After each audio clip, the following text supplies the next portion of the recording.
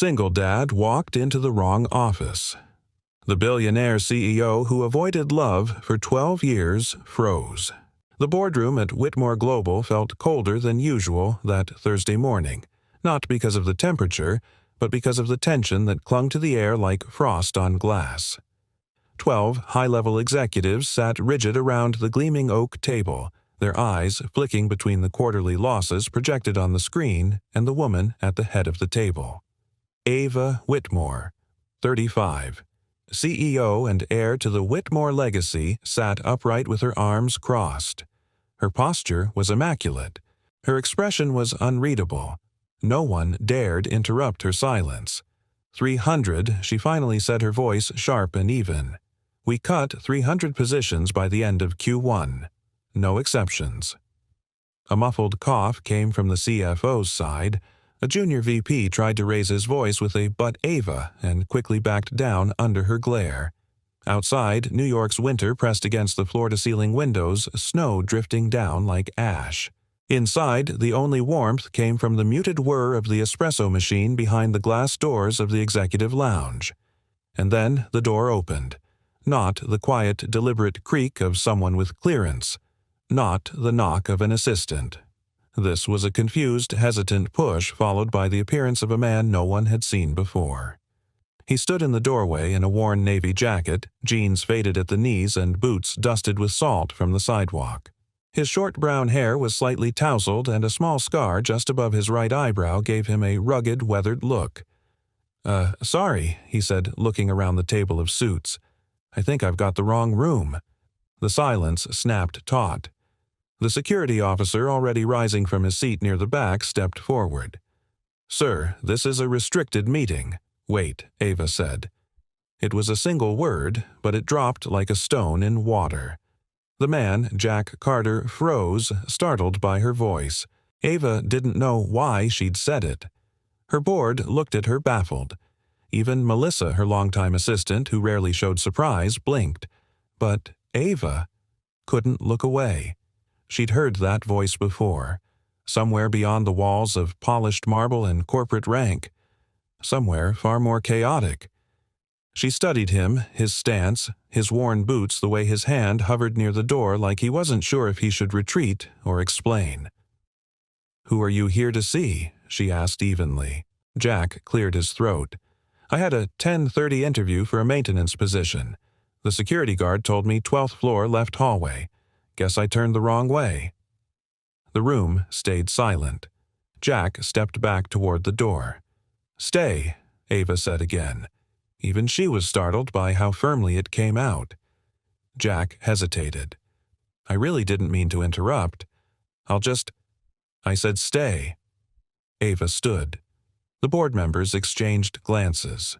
A few opened their mouths to protest, but one glance from Ava shut them down. "Melissa," she said without turning her gaze away from the man, reschedule the next 2 meetings. "Tell HR I'll personally handle the 10:30 interview." Melissa hesitated. "Yes, ma'am." Jack looked uncomfortable as though he were part of a joke he didn't understand. "Ma'am, I don't want to cause trouble." "You didn't," she said, "but you're here now, and that's rare." A pause. Then she added, almost to herself, "I don't believe in coincidences." "Mr. Carter?" he said. "Jack Carter." Ava's fingers curled at her side. That name, not just the voice. The name stirred something buried under 12 years of ice. She didn't flinch, didn't blink, but she felt it like a door creaking open somewhere deep in memory. 12 years ago.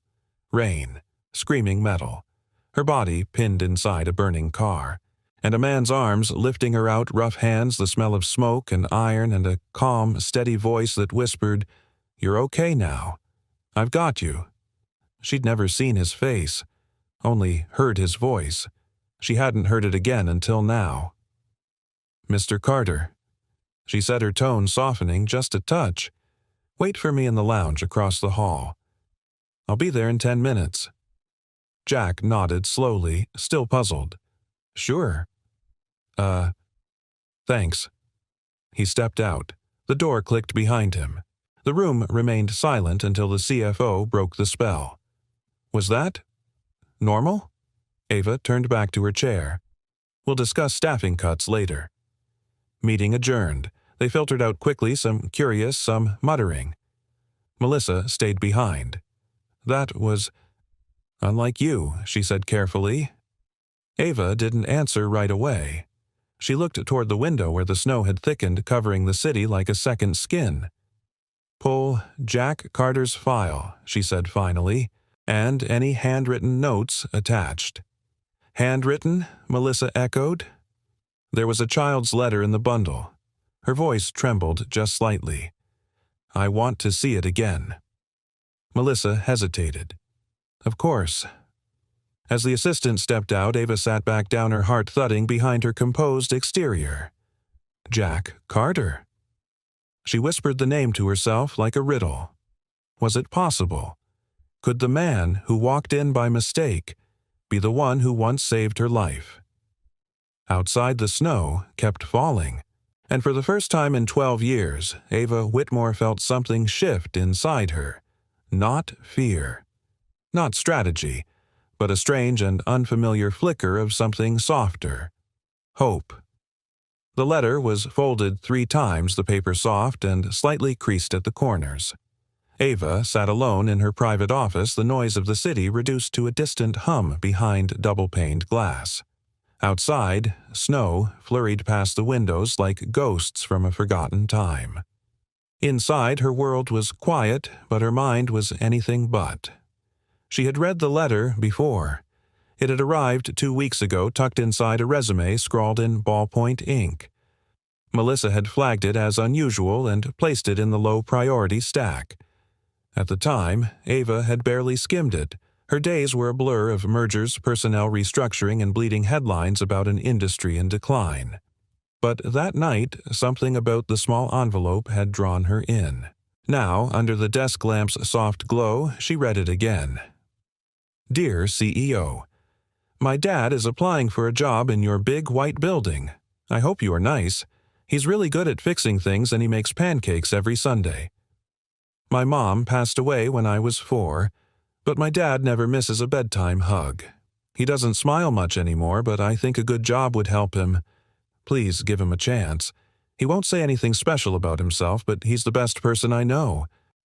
Love. Ellie. Age. 9.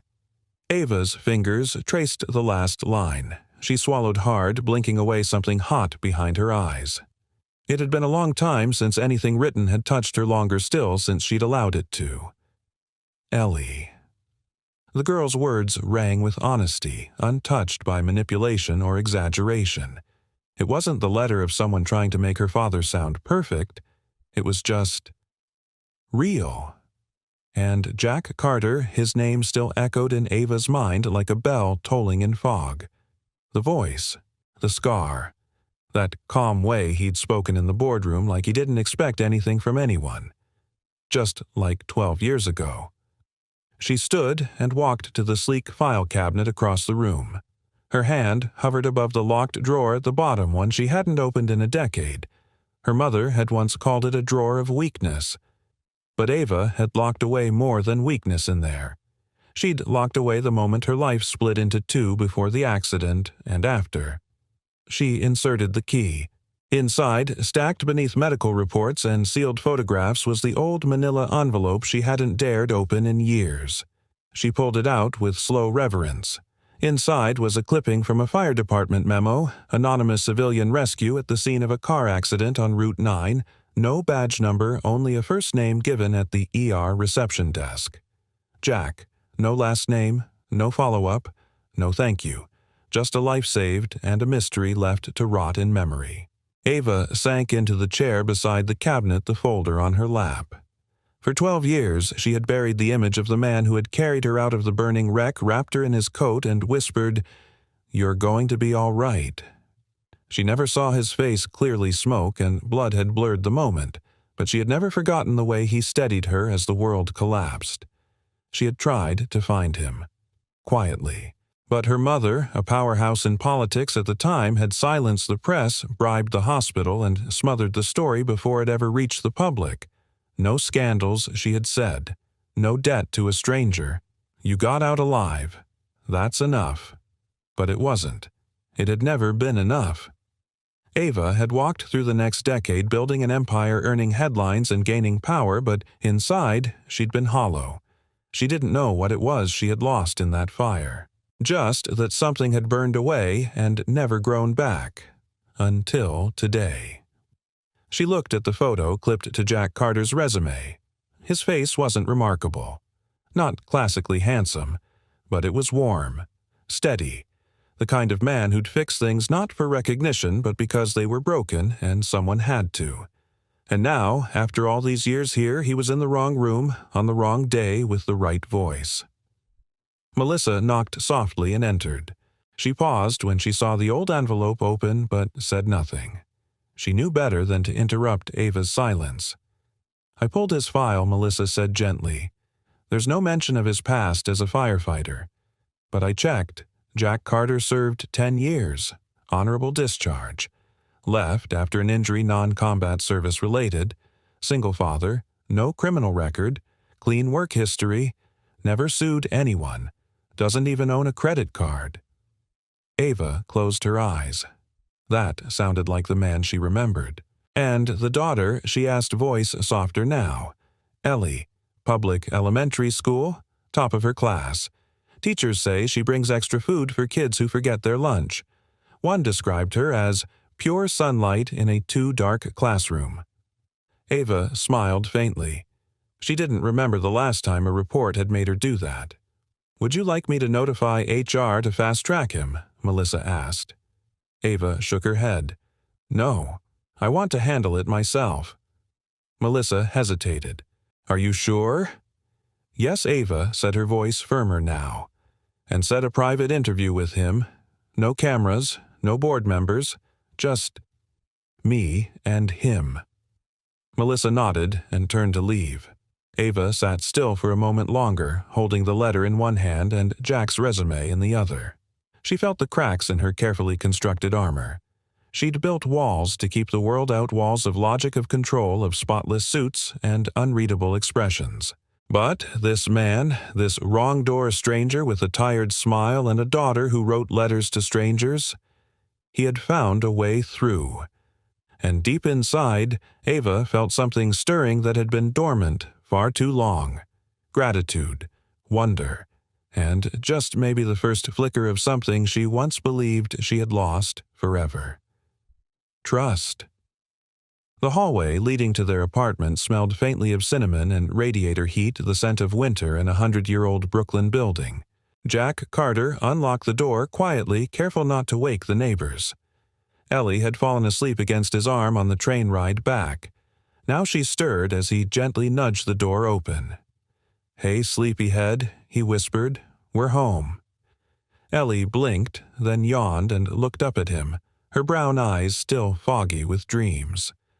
"Did they like you?" Daddy Jack smiled as he helped her off with her coat. "I think I might have scared a whole boardroom full of people just by walking in." She giggled, rubbing her eyes. "Did they yell at you?" "Nope. Just stared at me like I was some escaped zoo animal." He winked. "Then a very fancy lady told me to wait across the hall." Ellie wrinkled her nose. Was she mean? Jack paused. The image of Ava Whitmore flickered in his mind.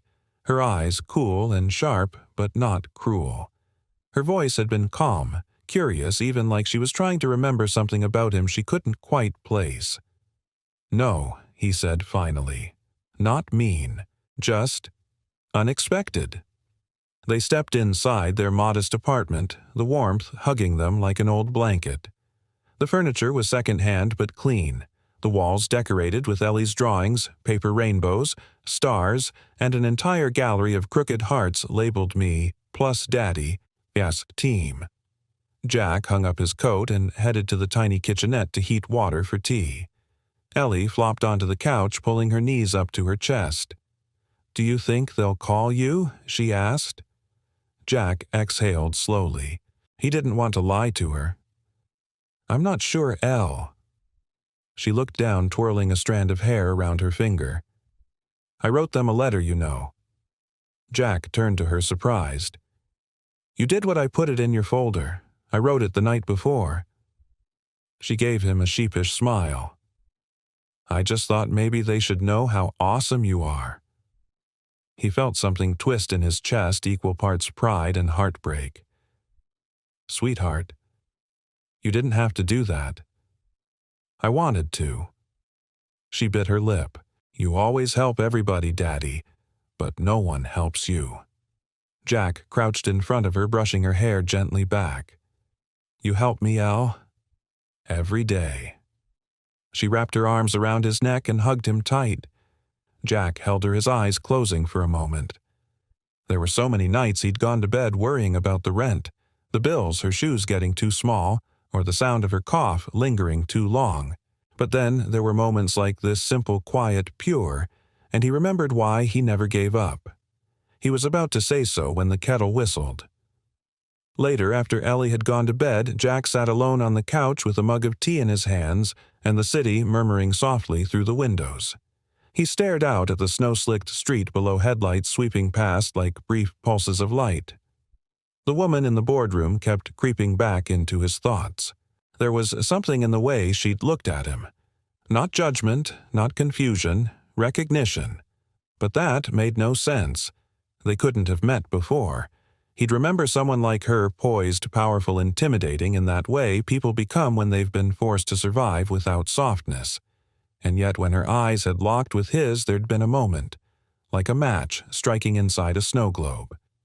He rubbed the scar just above his right brow, a habit when he was deep in thought. He'd gotten it years ago in a fire rescue outside Albany. No one had been seriously hurt, but the scar remained a little reminder of his former life. He rarely talked about that life anymore. Being a firefighter had meant something. It had been a purpose, a calling. But after the accident that ended his career, he'd buried the uniform and moved forward. Or tried to. His phone buzzed.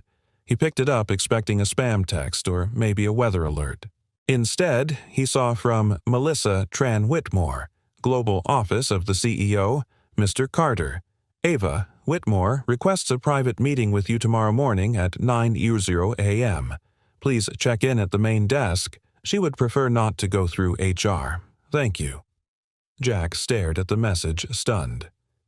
Not HR, a private meeting. Why, he reread the message twice, then slowly put the phone down. There were moments in life he believed this deeply when the world turned just slightly on its axis. Not dramatically. Not with fireworks or applause. Just a nudge, a pivot, and suddenly you're on a different path than the one you thought you were walking. He looked toward Ellie's closed bedroom door. She had believed something good would happen. She always did. She had faith in people, in small acts of kindness, and the idea that if you stayed true and worked hard, good things would eventually find you. Maybe, just maybe she was right. Meanwhile, across the city, Ava sat in her car outside her apartment building, engine still running, her coat still buttoned to the top. She hadn't gone inside yet. She stared straight ahead, her fingers tight on the steering wheel, the memory of Jack's voice playing over and over in her head. She didn't know for sure, not yet, but something deep inside her, something that had never failed her in business or instinct, was whispering, "It's him." The man who saved her. The man who disappeared. The man who somehow walked back into her life 12 years later because of a simple, wrong turn. Ava wasn't someone who believed in fate, but tonight, for the first time in a very long time, she wasn't entirely sure that was true. And something about that terrified her, and thrilled her, and maybe broke something loose inside her chest that had been locked away far too long. The next morning, Ava Whitmore stood in front of the mirror in her corner office, buttoning the last clasp of her charcoal gray jacket. She stared at her reflection longer than usual, not to check her makeup, which was as precise as always, or to smooth her already flawless hair. She was looking for something else, something she hadn't seen in a long time. Nerves, not panic, not fear, but a quiet, pulsing uncertainty she hadn't felt since her early 20s, since that night. Since the accident. She exhaled, picked up the folder Melissa had placed on her desk, Jack Carter's application, and sat down. Across the room, Melissa stood with 2 mugs of coffee in hand. She placed one on the desk, hesitated, then finally asked, "Are you sure you want to do this yourself?" Ava looked up, her voice calm. "Yes. You haven't conducted an interview in, well, years, I remember." She paused. "This one's different." Melissa nodded slowly. She didn't press. She had known Ava long enough to recognize the signs. When Ava shut down emotionally, she was hard as steel. But today, something in her had shifted. Her silence was no longer made of armor. It was made of memory. "He's in the lounge," Melissa said. "Ready when you are." Ava glanced at the clock. 8:58 a.m. "Bring him in." When Jack entered, he did so with cautious confidence. Not the swagger of a man trying to impress, but the steady poise of someone who had walked through storms and never expected applause for surviving them. He wore a pressed shirt sleeves rolled once and clean jeans. His boots were scuffed but polished. His posture was upright respectful, but his eyes held something even more valuable: sincerity. Ava stood and extended her hand. "Mr. Carter, thank you for coming." He shook her hand, his grip firm but not forceful. "Thanks for inviting me back. I didn't expect, well, any of this." "Neither did I," she admitted, gesturing to the chair across from her. He sat. She followed. There was a beat of silence before Jack smiled faintly. "You didn't call security this time." Ava almost smiled back. "Progress." Another silence. Not awkward, but loaded. Jack leaned forward. "Before we start, can I ask something?" Ava raised an eyebrow. "That letter from my daughter. Did you read it?" A pause. "Yes." He nodded, looking down. "I didn't know she put it in there. Found out after the fact. I hope it didn't come off as unprofessional." Ava's voice softened. "It was the most honest thing I've read in months." Jack looked up. "She's a remarkable girl," Ava added. Jack's shoulders eased just slightly. "She's my center of gravity." Another silence passed, but this one was different. Something in Ava's tone invited truth, and something in Jack responded with trust. "I was surprised by your message," he said. "Didn't think CEOs handled maintenance interviews personally." "They don't," Ava replied, "but I needed to meet you again." He tilted his head, slightly curious. Why Ava didn't answer right away. Instead, she opened the folder before her, skimming his resume as if seeing it for the first time. She already knew every word. "You served in the fire department," she said. 10 years. Jack nodded. "Upstate, mostly. Albany Division. You left after an injury." "Collapsed stairwell," he said simply. "Nothing heroic, just bad luck. Torn, shoulder-fractured hip. Took me out of commission. After that, I reinvented. You miss it."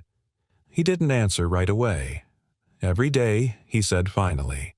His words hung in the air like a confession. Ava set the folder aside. Her hands folded on the desk knuckles, slightly tense. 12 years ago, she said quietly, "I was in a car accident. Route 9. Middle of the night. Wet road. My car spun off and hit a guardrail. Trapped me inside. The engine caught fire. Jack's eyes sharpened. A man pulled me out." She continued. He was in uniform. Firefighter jacket. Smoke everywhere. I was bleeding, dazed. I never saw his full face, but I heard his voice. He kept saying, "You're okay. I've got you." She looked directly into Jack's eyes now. "And yesterday, when you spoke," I heard it again. Jack sat back slightly, not in disbelief, but in recognition. A flicker of something flashed across his face. Memory, maybe even guilt. Ava continued, her voice steady. "No one ever found him. My mother buried the story. She didn't want it to damage my reputation. I never got to say thank you." Jack exhaled slowly, nodding once like a weight had just landed on his chest. "I remember that night," he said quietly. We weren't even supposed to be on that route. Got diverted from another call. Your car was already smoking when we got there. I was closest. Pulled you out. You passed out in my arms." Ava's throat tightened. "I stayed until the ambulance came," he said. "Then my chief told me to move on. No ID, no name. Just gone." "You didn't come back?" she asked. "I didn't think I mattered that much," he admitted. "Just did what anyone would." "No," Ava said, voice low. "Not anyone. You did something no one else could." Silence again. And this time the air between them pulsed with something new. Not just recognition, gratitude, connection. Jack looked down, unsure of what to say. "I'm not offering you a job because of that night," Ava said. "I'm offering it because of the man I saw walk into that room yesterday, because of a daughter who believes her father is a hero, and because, somewhere deep down, I do too." Jack blinked, jaw tightening as emotion rose up uninvited. "Thank you," he whispered. "No," she said softly. "Thank you." Outside the windows, the city moved on cars and snow and strangers rushing past. But in that quiet corner office, two people who were once nothing more than a forgotten rescue and a missing name finally saw each other clearly. And for the first time in 12 years, Ava Whitmore felt not just grateful but changed. The following afternoon, Jack stood at the sidewalk across from Whitmore Global's towering glass headquarters, gripping a folded paper in one hand and Ellie's mittened fingers in the other. "Are you nervous, Daddy?" she asked, craning her neck to stare up at the endless windows. He chuckled lightly, adjusting the scarf around her neck. "Honestly, a little." "Why?" "Because sometimes," he said, "you meet someone who changes how you see everything. And you don't want to mess it up." Ellie wrinkled her nose. "Like when I met Mrs. Green and said she looked like a pickle?" Jack laughed. "Exactly like that." She giggled and leaned her head against his arm. A car horn blared somewhere down the street, and Jack glanced at the time. 15 minutes early. Too early to go up, too late to leave. He looked down at his daughter's hopeful face, then back up at the building. "I think she's nice," Ellie said suddenly. Who, Jack asked. "The lady. The CEO." Jack hesitated. "Why do you say that?" Ellie shrugged. "Because you came home different." He looked at her, surprised. "You didn't say much," she continued, "but your eyes looked lighter." Jack didn't have a response for that. He just squeezed her hand and said, "You're a lot wiser than 9, you know that." She beamed. Across the city, in a very different neighborhood, Ava Whitmore stood by the window of her penthouse apartment, phone in one hand, coffee untouched in the other. Her call with the board had just ended. The tone had been respectful, but the message clear. Her decision to personally intervene in hiring processes was concerning. She didn't care. Not today. She turned toward the hallway and walked to the small glass cabinet nestled between two minimalist bookshelves. Inside sat a box, plain gray, wrapped in dust. She opened it carefully. Inside lay her firefighter's badge. Not hers, of course. One of the few things left behind in the chaos of the accident. It didn't belong to Jack. It had belonged to another responder who'd pressed it into her trembling hand after she'd asked who had saved her. But it had become a symbol of the man she'd never found and the girl she had been before. Everything hardened. She carried it to the kitchen and set it gently on the counter. For 12 years it had meant unfinished business. Today it meant possibility. When Jack arrived for his first official day, the HR assistant blinked in confusion, double-checking her tablet. "You're not going through the usual onboarding nope," he said, holding up a printed badge with a gold executive wing clearance sticker on it. She tilted her head. "You know someone?" He smiled, apparently. Melissa was already waiting by the elevator when he stepped out. Today she looked more polished than usual, still herself, but with something lighter in her posture. As if watching Ava soften had untied something inside her too. "Welcome back," she said warmly. "You've got a new title." Jack raised a brow. "Facilities Integration Consultant." He laughed. That sounds fake. It's real enough to get you a parking spot and a company iPad, she replied. And per Ms. Whitmore's orders, you'll be involved in the design phase of the new community outreach program. Outreach, he echoed. Melissa nodded. She said she wanted someone in the room who understands people from the ground up. Jack was quiet for a moment, genuinely moved. She doesn't have to do that. She knows, Melissa said. That's probably why she's doing it. Later that afternoon, while Jack reviewed the first floor's repair logs, Ava stopped outside the maintenance office and knocked softly. He looked up surprised to see her standing there without her usual entourage. "Got a second?" she asked. "Of course." She stepped inside, glanced around the modest room. There were blueprints tacked to the wall, a box of tools neatly arranged, and Ellie's crayon drawing of a smiling building taped proudly near the desk lamp. Ava paused, smiling faintly. She drew this. Jack nodded. Said your building looked lonely. So she gave it a face. Ava's smile deepened and her eyes settled on Jack. "I wanted to ask you something," she said. "Not as your employer." He set his folder aside. "Shoot." "That night, 12 years ago, why didn't you come forward?" Jack leaned back thoughtful. "Because the story wasn't about me," he said. "You survived. That was the ending I needed." She studied him for a long moment. "Do you regret it?" He paused. "Sometimes. Mostly. I wonder if I missed a chance to make something matter." "You didn't miss it," she said softly. "It just took 12 years to find the right moment." They stood in quiet understanding. The air between them was no longer filled with questions, but with something gentler. Earned trust, shared history. Ava reached into her coat pocket and pulled out the old badge from her apartment. "I think this belongs somewhere new," she said, handing it to him. Jack took it slowly, reverently. "Thank you." As he turned it over in his hand, Ava added, "I want to build something here, Jack. Not just a business, a legacy." He looked up. "One where people like me belong." She nodded. "Especially people like you." There was no need for more words. He smiled, a full, easy smile that reached his eyes. Ava returned it, and for the first time in years, she didn't feel like a woman preserving a kingdom. She felt like someone opening a door, not just for Jack, but for herself. The office lights had dimmed to a soft amber glow as the last employees filtered out for the evening. Ava sat alone at the long glass conference table, her tablet glowing beside her untouched espresso. The building was quiet now, its usual hum softened by the snowfall outside, but Ava's mind was far from still. She tapped her fingers lightly on the table, staring at a single page in front of her, Ellie Carter's letter. She had read it a dozen times by now, but tonight it read differently.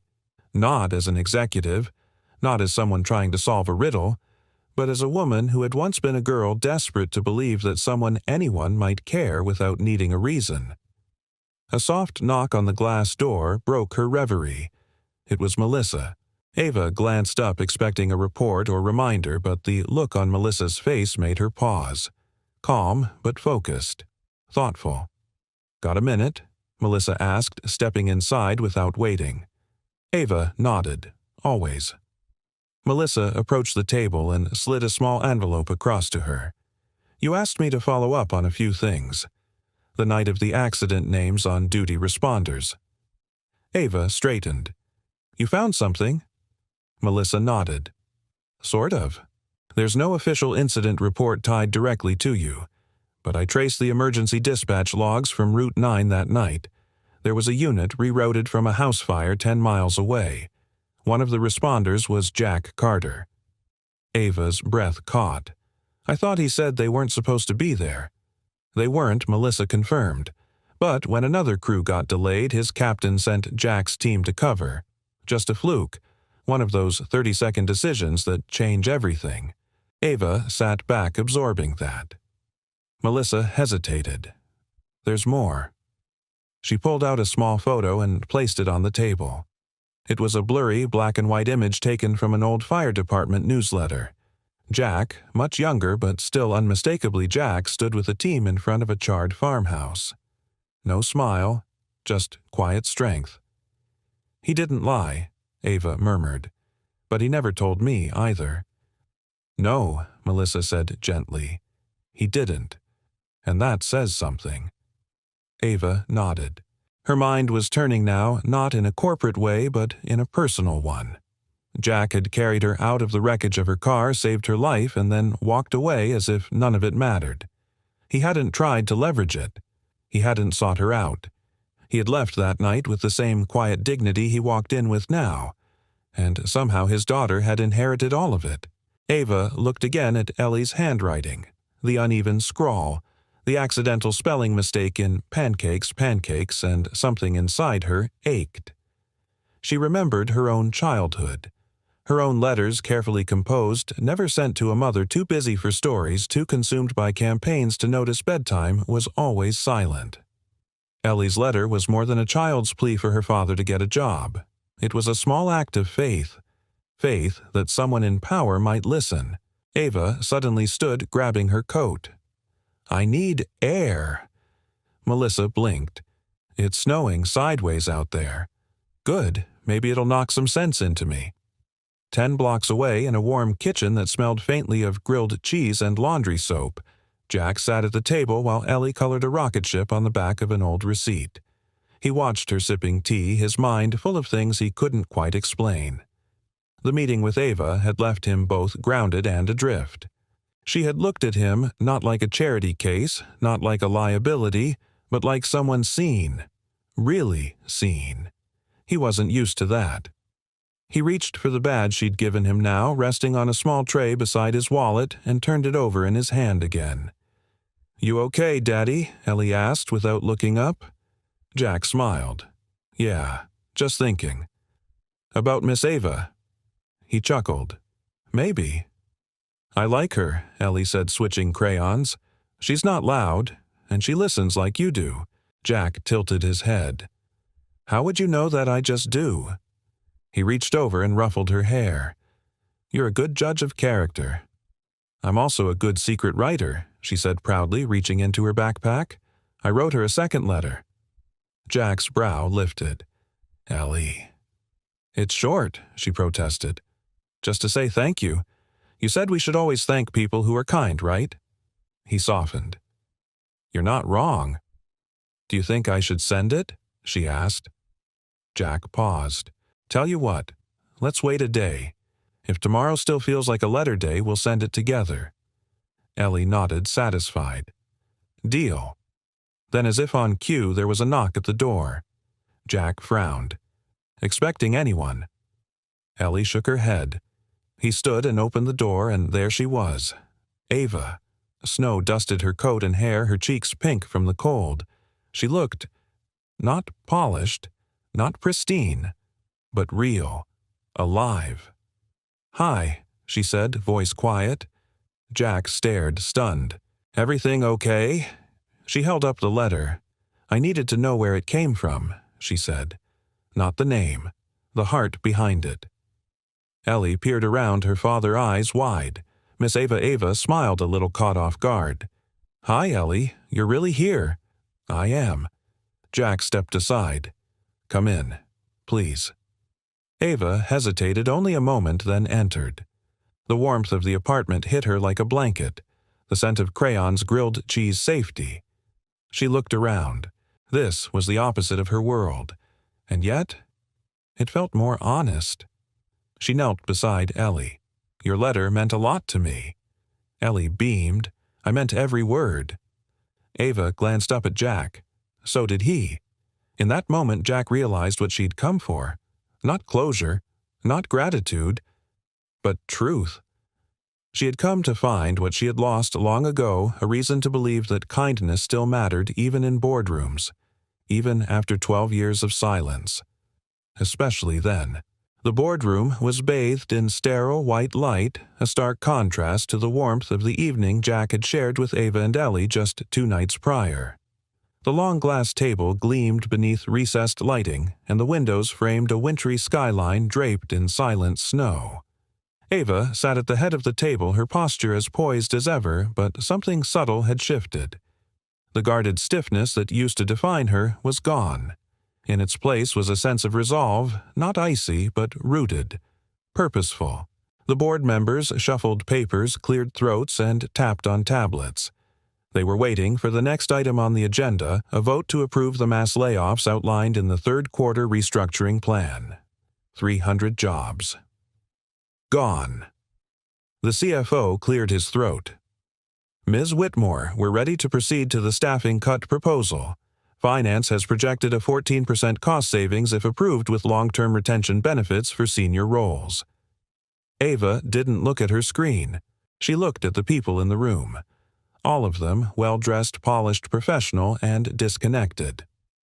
I won't be supporting the proposal, she said calmly. There was a beat of stunned silence, then a sharp intake of breath from the VP of Operations. I'm sorry, did I hear that correctly? He asked, clearly baffled. I've reviewed the numbers, Ava continued, and I understand the savings, but I've also walked the hallways. I've talked to the people we're talking about eliminating. And I've changed my mind. The COO leaned forward, frowning. Ava, with all due respect, these layoffs were part of the approved turnaround strategy. Investors expect results. They'll get them, she replied. But not like this? Murmurs began to stir. Then Howe, the CFO, challenged. The ship is bleeding cash. If we don't downsize, we stagnate. There's no other way to course correct. There's always another way, Ava said, her voice firm. It just takes longer. And it requires us to stop thinking like machines. Melissa stood at the side of the room watching quietly. She had seen this shift coming. She'd witnessed the ripple Jack Carter had created, how one wrong door had nudged a CEO out of isolation and back into the human fold. I'm launching a new initiative, Ava continued. We're calling it Hiring with Heart.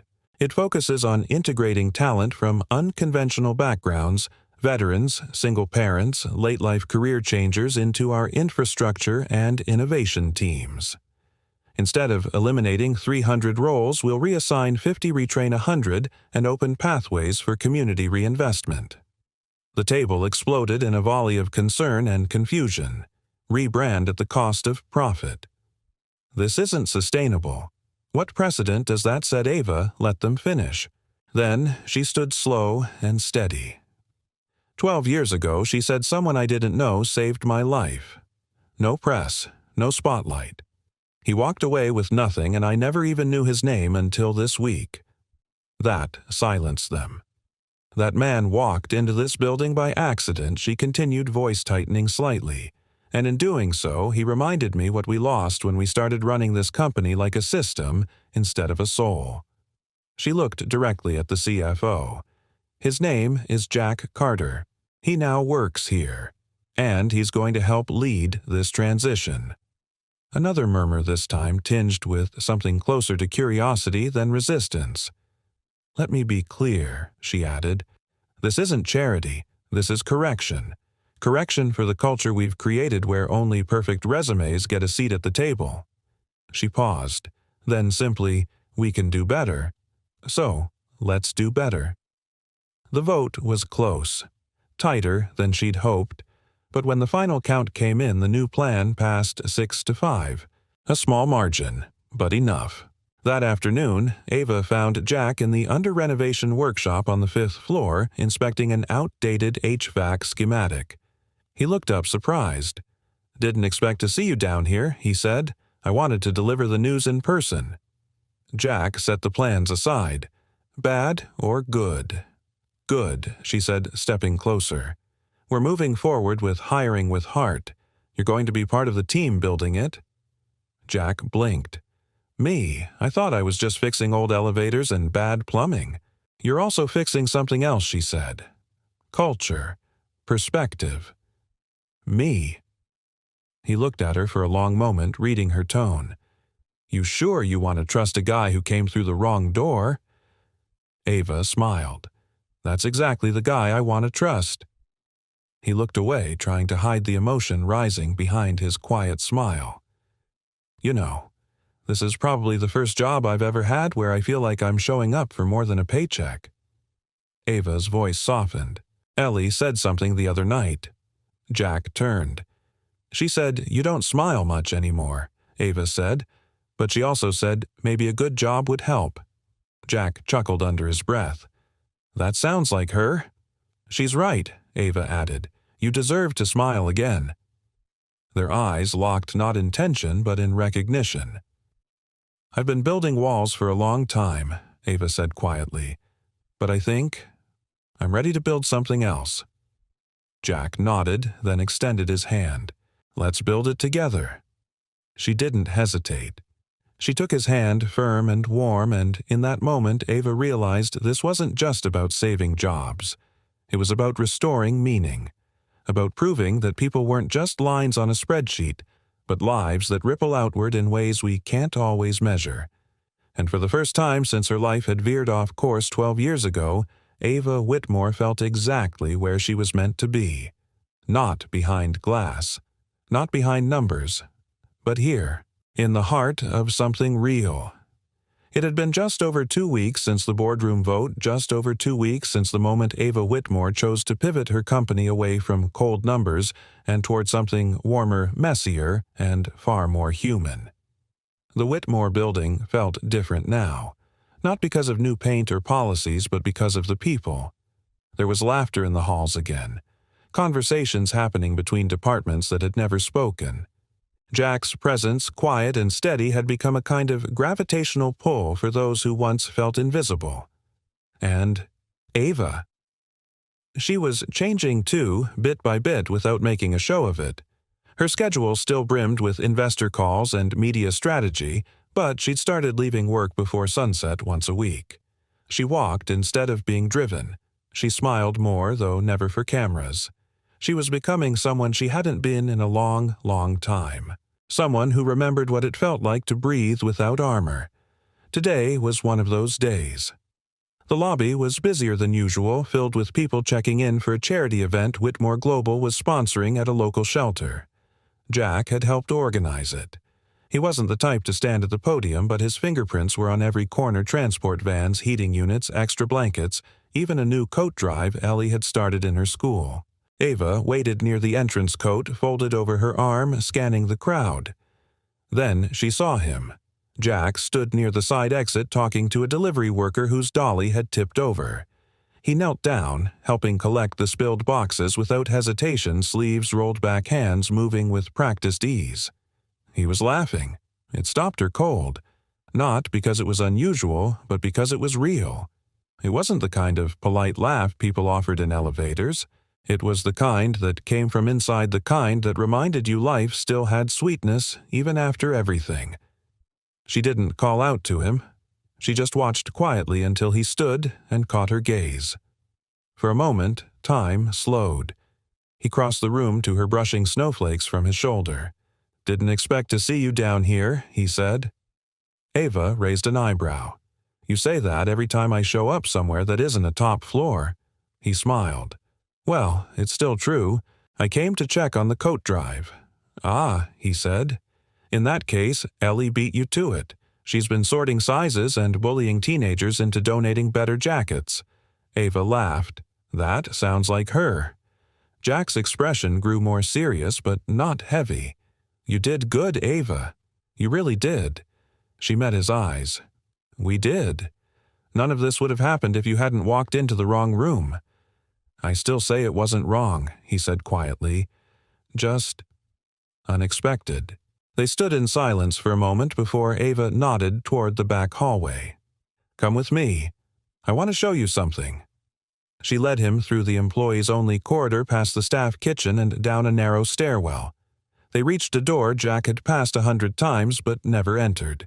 It had no label. Ava pulled a keycard from her pocket and unlocked it. Inside was a simple room no bigger than a large office. Sunlight poured through tall windows. Along one wall were paint-splattered canvases. Along another, shelves of books and an old upright piano. Jack looked around, brow furrowed. "What is this? I used to come here," Ava said softly. "Before everything. Before the company consumed me. This was where I painted or played or just sat. It's been locked for years." He turned to her. I forgot it even existed," she added. Until Ellie reminded me what it meant to feel something without a meaning attached to it. Jack walked toward the piano, brushing his hand across the worn wood. "Did you play?" "A little," she said, almost shy. "My father taught me before he passed." There was a pause. Then Jack said, "You should open this room again." "I plan to." "For you." "For the employees," she replied. "A place to breathe, to create, maybe even heal." Jack looked back at her. "That's not what I meant." She tilted her head. He took a step closer. "I meant, open it for you, Ava." Her breath caught. "You've opened doors for so many others," he continued. "But some of the ones that matter most, you've kept locked." She didn't reply right away. Then, with a quiet vulnerability he hadn't seen in her before, she said, "I'm afraid of what I might feel again." Jack nodded. "That's how you know it's real." They stood in the stillness of the sunlit room, old paintbrushes and piano keys bearing witness. She felt something shift inside her, not a dramatic lurch, but a gentle nudge, like someone reaching for a doorknob, and finally turning it. "I don't know what this is," she whispered. "You and me." Jack's voice was calm. "You don't have to know yet. But I feel like if I don't name it, I'll lose it." "No," he said, stepping beside her. "You only lose what you lock away." Ava looked at him, really looked, and for once she didn't try to predict the next move. She didn't rehearse a response. She didn't weigh risk. She just reached out and took his hand. No titles. No roles. No expectations. Just two people, both a little battered, both a little wiser, standing in a room long forgotten, reclaiming something neither of them thought they'd ever find again. Peace. Possibility. And the quiet courage to hope. The night sky over Brooklyn shimmered with distant city lights, snow still lingering on the edges of rooftops, softening the hard lines of the world below. Inside the Carter apartment, a warm glow spilled from the living room where Ellie sat cross-legged on the floor, carefully wrapping a small gift box in silver paper. She pressed down the tape with surgical precision, tongue sticking out slightly as she concentrated. Jack watched from the kitchen doorway, mug of chamomile tea in hand. "You planning on telling me what's inside?" Ellie grinned without looking up. "Nope. Is it another drawing of me with six-pack abs that was for Father's Day?" she said proudly. Jack chuckled and sat beside her on the couch. Okay. Can I at least ask who it's for?" Ellie paused, then held up the wrapped box with a small tag tied to it with string. "To Miss Ava." "Thank you." He blinked. "You're giving Ava a gift." "She deserves one," Ellie said simply. "She made you smile again." Jack looked at her throat, tightening. There were moments Ellie said things that didn't sound like they came from a child. They came from somewhere deeper, as if she were borrowing wisdom from a place Jack had long forgotten to look. He reached over and smoothed a curl behind her ear. "You really like her, huh?" "She's kind," Ellie said. "She listens. And she doesn't talk to me like I'm little." "You're 9, he reminded her gently. She shrugged. "Still counts." He smiled and leaned back, watching her finish the bow.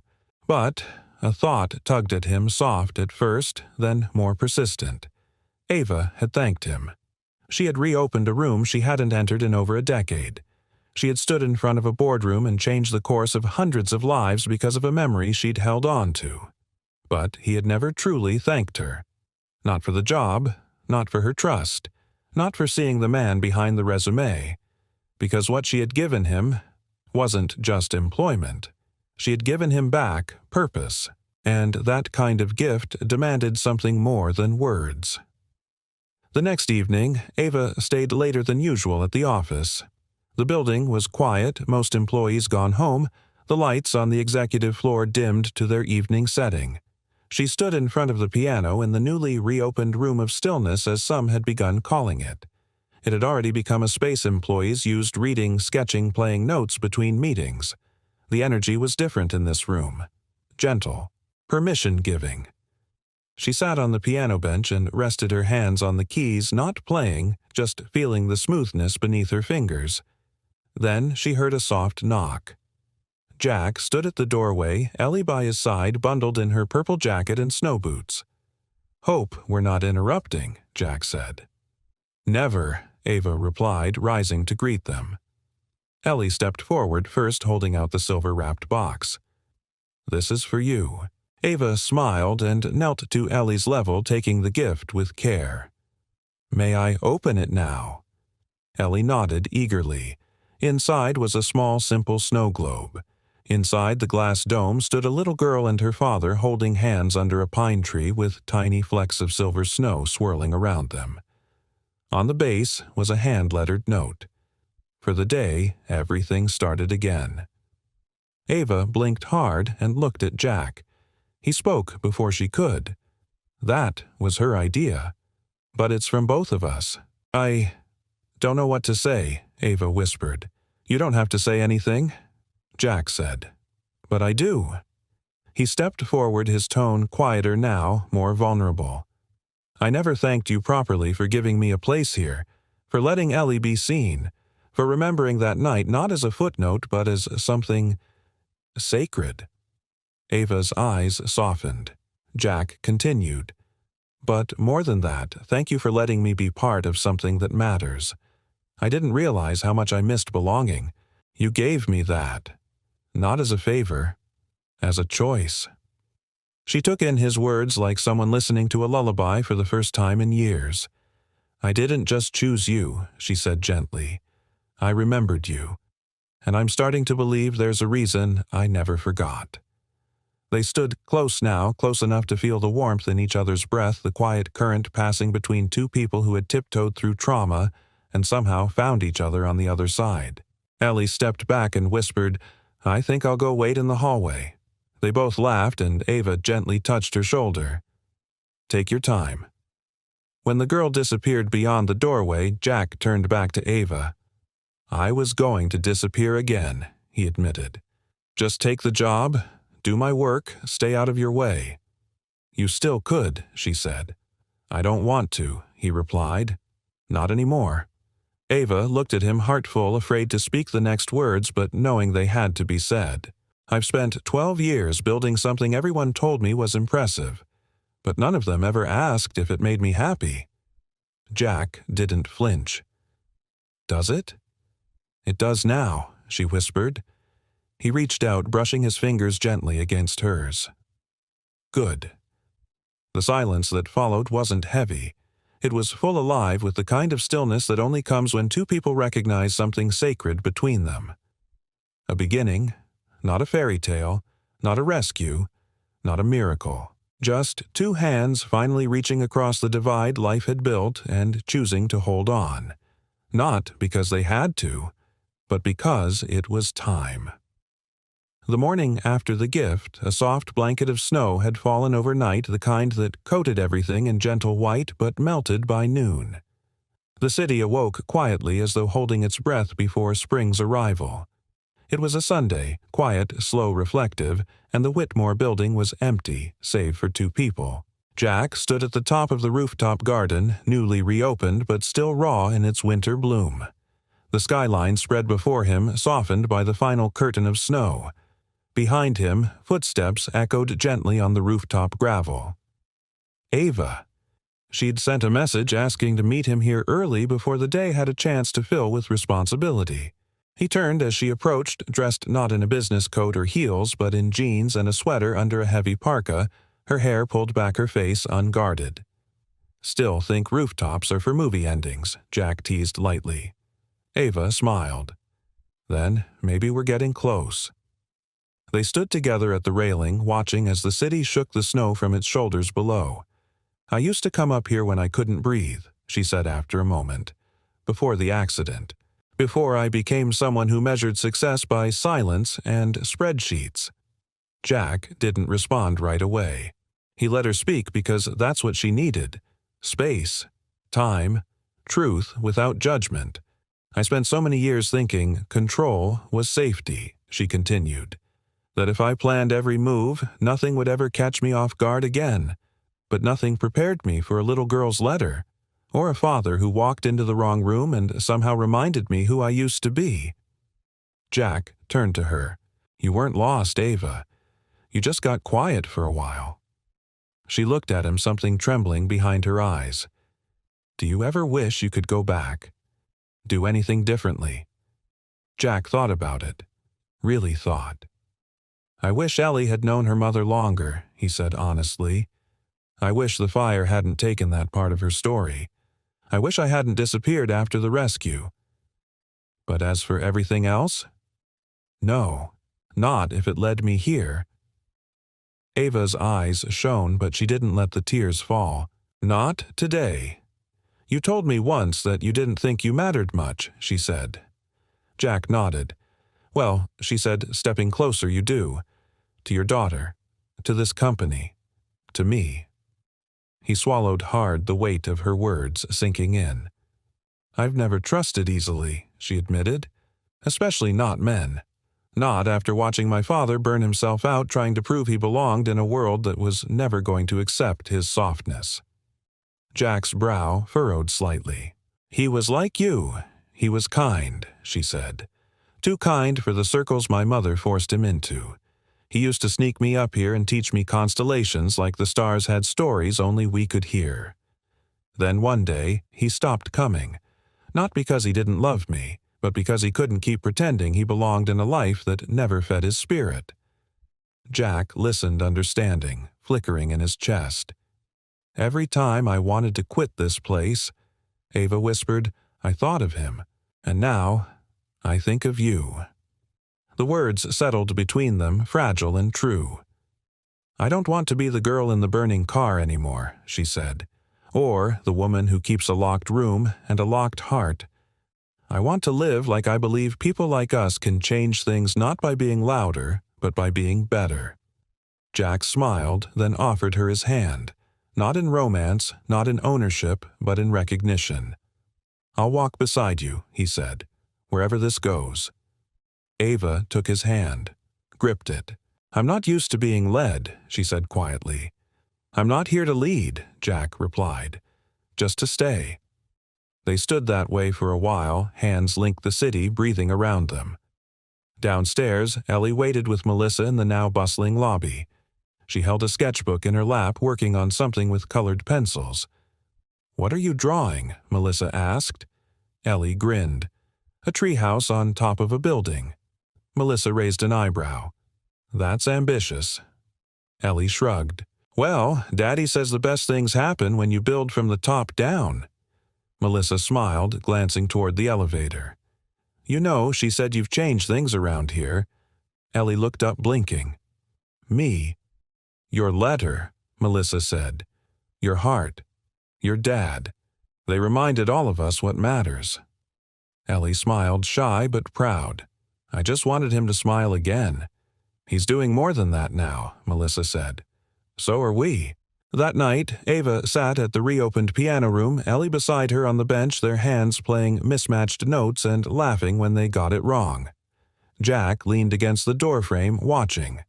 For the first time in years, he wasn't fixing something broken. He was watching something whole being made, one note, one sketch, one gentle risk at a time. And in the quiet between notes, he heard something he hadn't heard since that night 12 years ago. Hope.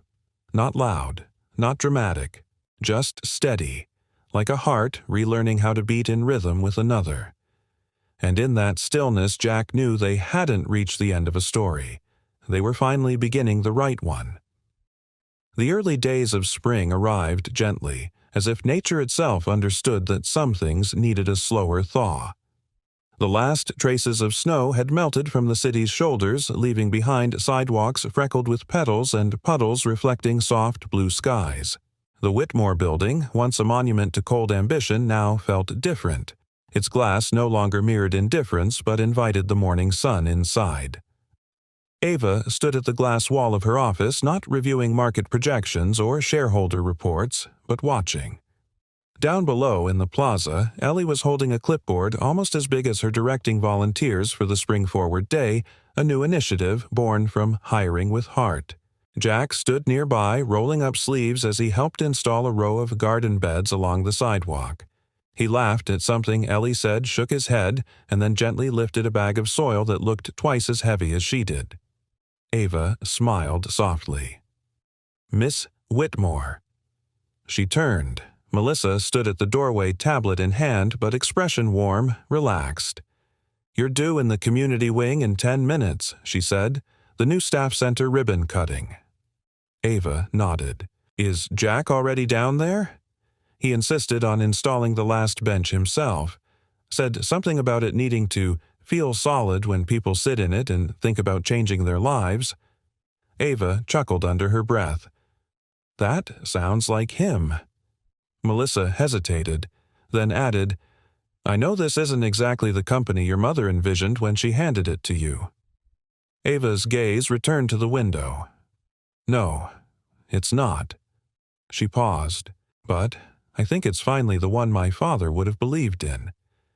Melissa's throat tightened just a little, but she smiled. "Well, for what it's worth, I'm glad I stuck around to see this version." Ava turned to her. "I'm glad you did too." Outside, Ellie ran up the steps to where Ava waited, her cheeks pink from the wind. "We're ready," she beamed. "Daddy says the ribbon's too short, but I told him it's not about the ribbon."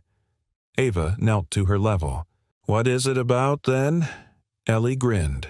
"About opening things." Ava blinked, surprised by the simplicity and accuracy of that answer. "You're right." Ellie nodded sagely, then darted back toward the small crowd forming around the entrance of the new community wing, formerly the unused East Annex, now repurposed into training rooms, art spaces, and a small reading nook named Ellie's Corner. Ava joined Jack near the podium. He looked at her, his expression quiet content. "I should warn you," he said, "Ellie has a speech prepared. I wouldn't miss it for the world. She also said if I cry, she'll put it in the newsletter." Ava laughed. "She's your daughter, all right." The ceremony began with minimal fanfare, as Ava had requested. No media, no flashbulbs, just people. Employees, families, neighbors. Former applicants who had once been overlooked, now employed and thriving. A janitor who now led a mentorship program. A retired veteran who taught carpentry on Wednesdays. And standing among them, Ava realized something profound. She had spent years building walls in the name of strength. But real strength had come from opening doors. One of those doors had led to a single father who never asked to be seen. Another had led to a little girl who believed in letters and second chances. And now those open doors had become bridges. When the ribbon was cut, it wasn't with cheers, but with stillness. A hush, a sense of shared knowing that this wasn't just a formality. It was transformation. Later, as dusk painted the sky in soft lavender, Jack and Ava sat on a bench in the garden courtyard, one he had finished assembling just hours earlier. Ellie played nearby, chasing fireflies, her laughter floating like music through the air. Neither of them spoke for a while. There was no need. Finally, Ava turned to him. "Do you ever wonder if we would have met anyway?" "If you hadn't walked into the wrong room," Jack thought for a moment. "Maybe. Or maybe we only found each other because we weren't looking, just listening." To what he smiled, to what hurt, and to what needed healing. She nodded, slowly, her hand finding his. "You know, for a long time I thought the story of my life would always be split in two before and after that night on Route 9. But now—" She looked at him, eyes shimmering. "Now I think the real story started the day you walked into my boardroom and made everything wrong feel like it had led somewhere right." Jack didn't reply. He simply brought her hand to his lips, kissed it gently, and rested it between both of his. Above them, the first star appeared, and below it Ellie twirled in a circle, arms outstretched, chasing light with the kind of joy only children and healed hearts could hold. And so the story didn't end with a rescue.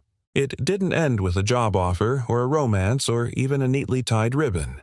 It ended and began with two people choosing to stay open to possibility, to kindness, to the quiet miracle of being seen. Because sometimes all it takes is one wrong turn. To walk straight into the place you were meant to be all along.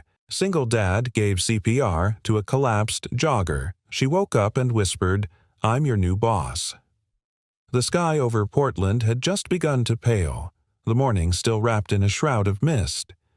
Streetlights blinked against the retreating night and a soft drizzle clung to the air like breath on glass. Jake Miller adjusted the zipper on his hoodie, the fabric still warm from his overnight shift repairing elevator panels in one of Beacon Lux's older hotels. His feet ached, his back throbbed, but the run was non-negotiable. It was the only time he could outrun the ghosts. His daughter Sophie had been quiet that morning. She always was on Thursdays. That was the day her mother used to pack her lunch with little paper notes until the notes stopped.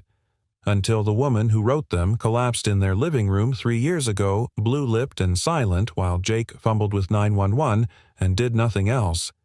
He hadn't known how to save her. He never forgot that. Now, every Thursday after dropping Sophie at school, he ran. Not to stay in shape. Not really. It was a penance and maybe a prayer to become someone better. The path through Tanglewood Park wound like a sleepy serpent curling under trees just waking from autumn slumber. His feet thudded against damp pavement in rhythm, his breath sharp in his throat. Just ahead, a lone jogger, slender-billed ponytail swinging, pace crisp. He registered her the way any tired man does distantly. Not important. Just another early riser. But then she faltered. At first it looked like a misstep, an ankle twist perhaps. She slowed, brought a hand to her ribs. Then she staggered sideways into the grass, knees buckling as if gravity had suddenly turned cruel. Her body folded limp. Jake stopped running. For a split second, everything froze. The air thickened. The scene mirrored another one, the color draining from a woman's face, fingers twitching, eyes wide with terror. Not again. He sprinted toward her. "Ma'am." "Hey, are you okay?" he called out, dropping to his knees beside her. No response. He touched her shoulder, then her neck cold. He turned her gently. Her skin was ashen, her lips tinged blue. He couldn't feel a pulse. His throat closed. Not again. Not again. Hands trembling, he yanked out his phone. No signal. Of course. This part of the park always dropped calls. He looked around. Empty paths. No joggers, no cyclists, no early dog walkers. His heart slammed in his chest. Think Jake. Do something. He tilted her chin, checked her airway. No obstruction.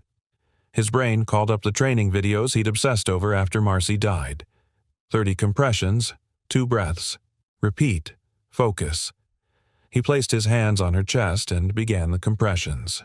1, 2, 3. He counted aloud, trying to keep the tempo. Her ribs pushed back under his palms, then gave a little. He didn't stop. His breath came harder now, both from exertion and panic. "Come on," he murmured. "Don't you quit on me. Not today. 30 compressions." He leaned down, gave 2 breaths. Her chest rose faintly. Still nothing. He repeated the sequence. Again. By the 3rd round, his arms were shaking. "Please," he said, voice cracking. "Please don't do this." A spasm. Then a gurgled inhale. Her body jerked beneath his hands. She coughed violently, eyes flying open with wild confusion. She gasped again, rolling slightly to her side. Jake fell back on his heels, his arms trembling with the rush of adrenaline. "You're okay," he panted. "You're okay. Just breathe." The woman blinked, vision blurry. Her chest heaved. She focused on him, sweat-soaked, breathing hard mud on his knees. Her lips moved, barely audible. What he asked, leaning closer. She coughed again, then whispered hoarse and strange, "I'm your new boss." Jake stared at her. "What?" But her eyes fluttered closed again, not unconscious this time, just drained, overwhelmed. Sirens echoed distantly through the park. Someone must have finally spotted them. He sat beside her, soaked in sweat, chilled to the bone, watching the woman he'd just pulled back from the edge of death. My new boss. No way. But even as doubt flickered through him, a cold certainty formed. There had been rumors about new management at Beacon Lux, a new CEO, out of state. No one had seen her yet. And now this woman with the sleek ponytail, the expensive runner's watch, and those commanding features, she didn't look like someone who got up at dawn to jog without reason. Jake's heart thudded again, but for an entirely different reason. Because if she really was the new boss, he just saved the life of the one person who had the power to change his own. And she didn't even know his name. Jake sat hunched at the kitchen table, the soft click of the wall clock echoing louder than it should. A single bulb buzzed overhead, casting pale light across the scratched wooden surface. Sophie, 8 years old and always too observant, was coloring quietly across from him, her knees tucked under a hoodie 2 sizes too big. She hadn't said much since they got home from school. Thursdays were like that. Jake hated Thursdays. He watched her hand move slowly across the page, outlining a figure with wings and messy hair. "Is that an angel?" he asked softly. Sophie nodded, but didn't look up. "It's Mom," she said. Jake's throat closed. He reached for his mug. Cold coffee. He hadn't even realized he poured it. Sophie glanced up at him, then tilting her head in that way she did when she was working up the courage to ask something heavy. "If you had known CPR when Mom got sick, would she have lived?" Jake flinched like he'd been struck. He couldn't lie to her. Not Sophie. "I don't know, baby," he said, voice low. "Gravel thick? Maybe." She looked down again, nodding slowly. "But now you know it right." "Yeah," he said. "I do." She didn't speak again, but he saw it in her eyes, some quiet shift. A puzzle piece fitting into place. That's how Sophie processed grief slowly inwardly, like a secret language no one else was allowed to hear. He didn't tell her what happened that morning in the park, didn't tell her that the woman he saved might be the reason he didn't get the job transfer last week, didn't tell her that when she opened her eyes and said, "I'm your new boss," his stomach had dropped not from fear, but from the strange collision of fate and irony. Later that night, after Sophie had gone to bed, Jake stood at the kitchen counter staring at the email still glowing on his phone. The subject line read, "Beacon Lux Staffing Decision. Application Status Update." He had read it 3 times already, but each word still felt like a slap. "Thank you for your interest. At this time, we have chosen a candidate whose qualifications better align with our current staffing needs." He scrolled down his thumb, brushing the screen like it could change something. He had applied to move to the daytime maintenance supervisor role. Better hours, benefits, no more late-night scrambling for childcare. Sophie could sleep normal hours. He could be a real dad again. But the rejection came 2 nights ago. And now, like some cosmic joke, he might have saved the life of the very person who signed off on that denial. Meanwhile, across town, Evelyn Hart lay in a quiet hospital room, lit only by the soft glow of a monitor and the flicker of muted news from a wall-mounted television. She wasn't watching. Her mind was looping one moment over and over. The park, the blur of light, her chest burning, the weight on her ribs, the voice counting out compressions. And then those eyes, concerned, exhausted, familiar somehow, though she knew they had never met. A knock on the door broke her trance. Her assistant, Melanie, stepped in holding a manila folder and a to-go coffee tray. "You really should be resting," Melanie said, setting the coffee down. "But I figured you wouldn't." Evelyn gave a small smile. "You know me well." Melanie handed over the folder. "You asked for the top 10 maintenance staff profiles, starting with night crews, from Beacon Lux, Portland." Evelyn opened the folder and froze. There he was. Jacob Miller, current role overnight repair technician, part-time. Previous employment contractor. Education high school diploma, 1 technical certification. Application status. Denied for promotion. Insufficient supervisory experience. She stared at the profile photo. Same worn eyes, same heavy brow, a man who looked like he carried too much weight for 1 pair of shoulders. "This is him," she said quietly. Melanie frowned. "The guy who saved you?" Evelyn nodded. Want me to flag him for HR? Evelyn shook her head. Not yet. I want to meet him again first. At work. Melanie hesitated. You sure? That's a pretty big gesture. Evelyn leaned back, a strange ache in her ribs, reminding her of how close she'd come to not being here. I'm not sure of anything right now, she said, except that I owe that man my life, and that maybe I was wrong about more than just one file. Back at Jake's apartment, he stood at the small window overlooking the dim parking lot, watching the flicker of rain under a lone street lamp. A half-done drawing of Sophie and her mom was taped to the fridge behind him. In the photo next to it, Jake's wife, Marcy, was laughing, her hand resting lightly on his shoulder. He touched the edge of the picture with calloused fingers. I did better today, he whispered. He didn't know what would come of it. Maybe nothing. Maybe everything. But he knew one thing. When the woman he saved opened her eyes and looked at him like he mattered, like he wasn't invisible, a small part of him, long dormant, had stirred awake. Hope. Real, trembling hope. And that was something he hadn't felt in years. The steady beeping of the heart monitor was oddly soothing. Evelyn Hart lay still, her eyes half closed against the afternoon light creeping in through the hospital blinds. She hated hospitals, always had. The sterile smell, the way time folded into itself inside the walls like the world outside had paused, but no one told you. But today she didn't mind it as much, because she was alive. And that was something she hadn't taken for granted. Until yesterday. Her ribs still ached with every breath. CPR did that, apparently. She'd read it in textbooks, heard it in staff briefings, but it was different. Feeling the echo of someone's desperate effort pressing life back into your chest. Real. Human. She remembered the man's face vividly now. Strong jaw, concerned eyes, a sweat-streaked brow. Not a stranger in the moment, but something more, something familiar, almost grounding. A knock tapped softly on the door. Come in, she said. Melanie entered, heels clicking softly against the tile, carrying two things, a sleek laptop and a small paper bag that smelled like real food. Smuggled in a sandwich. Turkey and Havarti. They've got you on enough IV fluids to drown a person. Evelyn smiled faintly. You always know what matters. Melanie perched on the edge of the visitor's chair. Doctor says you're doing better than expected. Might be out of here tomorrow. Evelyn nodded absently, gaze already shifting to the laptop as Melanie opened it and turned the screen toward her. You asked for the staffing shortlist. Night crew applicants.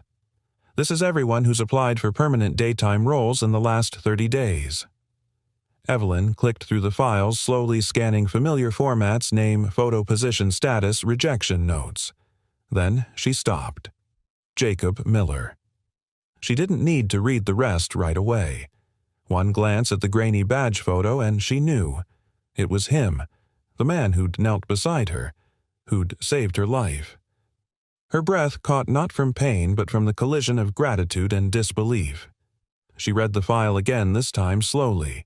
Part-time overnight maintenance technician, high reliability scores, single parent status noted in HR remarks, recent application to daytime supervisory position denied, reason limited formal education, no direct management experience. Was this signed off last week? She asked. Melanie nodded. By interim leadership. Before you arrived. Evelyn stared at the rejection note. Cold, clinical. She'd seen 1,000 like it. She'd even written many herself. Efficiency, metrics, structure, all the polished words that kept companies moving. But none of those words had been gasping for air in a field yesterday. None of them had held her life in shaking hands and refused to let go. She leaned back, closing her eyes. I don't want anyone to reach out to him. Not yet. Melanie frowned. You sure you don't think it would mean something? You just... I want to see him in his own world. First, Evelyn interrupted gently, where he doesn't feel like someone's watching. I want to understand how I didn't see him before, how we miss people like him. Melanie gave a reluctant nod and stood. Well, you'll have a chance soon. Your first full site visit scheduled for Beacon Lux Portland this Friday. Ground inspection, staff meet and greet. Evelyn arched a brow. That fast? You insisted on transparency and leadership on the floor, remember? Melanie smirked. You wrote the playbook. Evelyn smiled faintly. I did, didn't I? But the smile faded as Melanie left and the door clicked shut behind her. The room was quiet again, and Evelyn sat in that silence not as a CEO but as a woman who'd nearly died, and had been brought back not by power, not by policy, but by compassion. Across town, Jake stood inside the supply closet of the Beacon Lux Hotel checking a clipboard with smudged fingerprints and ink circles around half the entries. His hands were still scraped from the morning's ductwork job. One of the air handler units on the rooftop had blown out, and the elevator control panel on the east wing kept blinking fault for no apparent reason.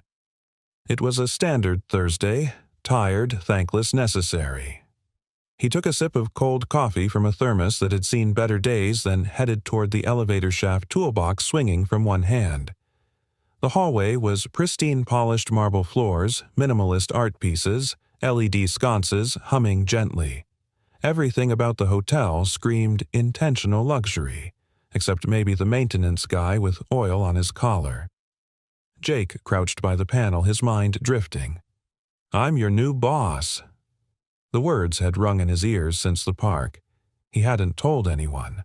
Not even Miguel, the only coworker who didn't pretend Jake didn't exist. Part of him wasn't sure it had really happened, and part of him feared that if she remembered him, it might not change anything. He wasn't a resume standout. No college degree, no fancy credentials. Just a guy who showed up, fixed things, and clocked out. Who went home to a daughter and tried to make her believe the world was still good.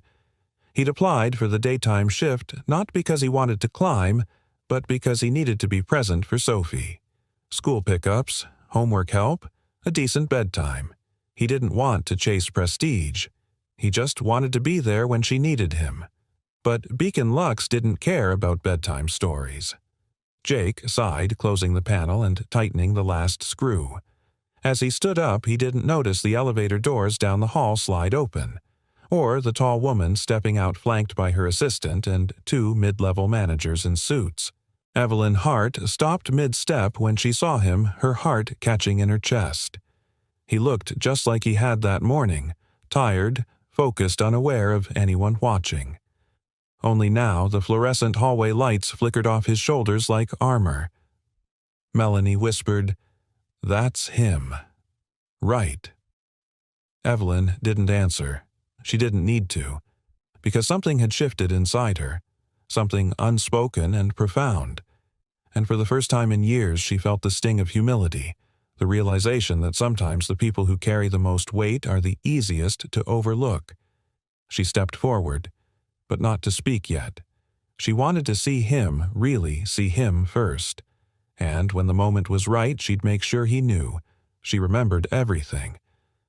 The Beacon Lux lobby was a masterpiece of understatement.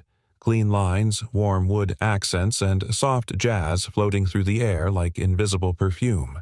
Guests with designer luggage glided across polished floors while staff offered practice smiles, never breaking rhythm.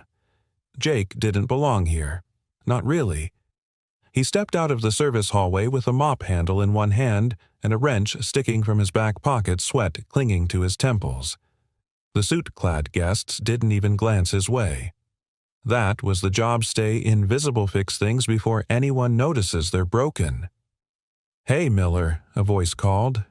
Jake turned. It was Russell Hines, operations manager. Late 40s, gelled hair smile that didn't quite reach his eyes. Jake straightened slightly. "Morning." Russell looked him over. "Air handler on 5 still giving us trouble. Should be back online within the hour." Russell nodded slowly. "That's good. Try not to use the guest elevators in the meantime. We've got corporate upstairs." Jake gave a clipped nod. "Understood." Russell lingered, eyes sharp. "Big visit today. New leadership wants to shake hands with the staff. Word is the new CEO might actually step foot into the boiler room. Imagine that." There was a faint smirk on his lips as he turned and walked away, but Jake didn't take the bait. He'd been around long enough to know how this worked. Upper management made appearances, handed out lukewarm praise, and disappeared behind mirrored doors again. He didn't expect anything different. Still, as he headed back into the staff corridor, something buzzed low in his gut like a wire humming before it sparked. Evelyn walked the hallways of the hotel slowly, her heels muffled against plush carpet. Every wall, every corner spoke of design decisions she had once signed off from 1,000 miles away. Now it felt foreign. She stopped outside the maintenance wing, flanked by Melanie and Russell. "I want to see where the repair staff works," Evelyn said. Russell hesitated, then forced a smile. "Of course, just keep in mind, ma'am, it's not exactly guest-facing." "Neither are heart valves," Evelyn replied, still pretty critical. Melanie gave a small stifled chuckle. Russell cleared his throat and opened the door. The hallway changed instantly. Gone were the soft lights and scented air. The tile here was utilitarian, the air laced with machine oil and faint traces of bleach. But it was honest, grounded. They passed a narrow office space where two techs hunched over schematics. Further down, a half-open door revealed a man in coveralls bent over an electrical panel. Evelyn's steps slowed. It was Jake. He didn't see her yet. His sleeves were rolled up, forearms streaked with grime, a pencil tucked behind his ear. There was a rhythm to the way he worked, focused, methodical. The kind of precision that didn't come from degrees but from years of repetition failure adjustment. "Leave us," Evelyn said quietly. Russell blinked. "Excuse me, I'd like to speak with him alone." Russell hesitated, then gave a tight nod and motioned for Melanie to follow. "Of course." When the hallway cleared, Evelyn stepped forward. She didn't say his name, just waited. Jake felt the presence before he heard it. He turned startled, expecting a guest who'd wandered into the wrong hallway. Instead, he froze. It was her. Hair swept back. A tailored blazer. Those same eyes, clear, intelligent, and now fixed directly on him. "You," he breathed, barely audible. Evelyn gave a soft smile. "Me?" Jake wiped his hands on his pants, suddenly too aware of the dirt, the sweat, the cheap thermos perched beside the panel. I didn't know if you remembered," she offered. He nodded. "I do," she said gently. "All of it." Silence pressed between them for a moment. Then Evelyn took a step closer. "I read your file," she said. "Saw your application. Your rejection." Jake's jaw tensed. "It's fine. I wasn't qualified." "That's not the word I'd use." "You don't have to say anything," Jake replied, quickly uneasy. "I didn't do what I did because of your title. I didn't even know who you were." "I know," she said softly. "That's exactly why it matters." Jake shifted his weight. "Look, I'm just trying to do my job. That's all." "Is it?" Evelyn asked, tilting her head. "Because from where I'm standing, you did more than a job. You saved a life. Mine. And then you walked away like it didn't mean anything." Jake's eyes dropped to the floor. It meant something, he said quietly. It meant everything. "But I'm not looking for a favor." Evelyn didn't flinch. "Neither am I. I'm looking for people who make this place work. And I've realized we've built a system that rewards polish over substance, titles over integrity. That needs to change." Jake met her gaze then, and something passed between them. Acknowledgement, respect, the spark of something unspoken. "I want to know more about what you do here," she said. "The real work. Show me." Jake hesitated. "You're serious?" "Dead serious," she said, then winced. "Okay, maybe wrong phrasing. But yes." He cracked a reluctant smile, the first real one she'd seen on his face. "Well," he said, grabbing the thermos. "First thing you should know, nothing in this building is ever actually fixed. We're just always buying time." "I can work with that," Evelyn replied. As they disappeared down the hallway together, the stark divide between suits and overalls, boardroom and boiler room began quietly to dissolve. And for the first time, both of them felt it. Something was changing. Not just policies, not just job titles, but something deeper. And it had started with an act of kindness neither of them saw coming. The hallways of Beacon Lux shimmered with quiet opulence. Golden sconces lined the walls like sentinels of elegance, their glow warm and intentional, just enough to make every guest feel like the star of their own story. But down a service corridor behind the East Wing ballroom, a flickering light bulb interrupted the illusion. It buzzed every few seconds, struggling against its own obsolescence. Jake stood beneath it on a metal stepladder, wrench in hand, shoulders tense from holding the same position for 20 minutes. His phone buzzed again on the floor next to him, and this time he cursed under his breath. He climbed down, checked the screen. Voicemail from the school. Again. Jake tapped the message and pressed the phone to his ear.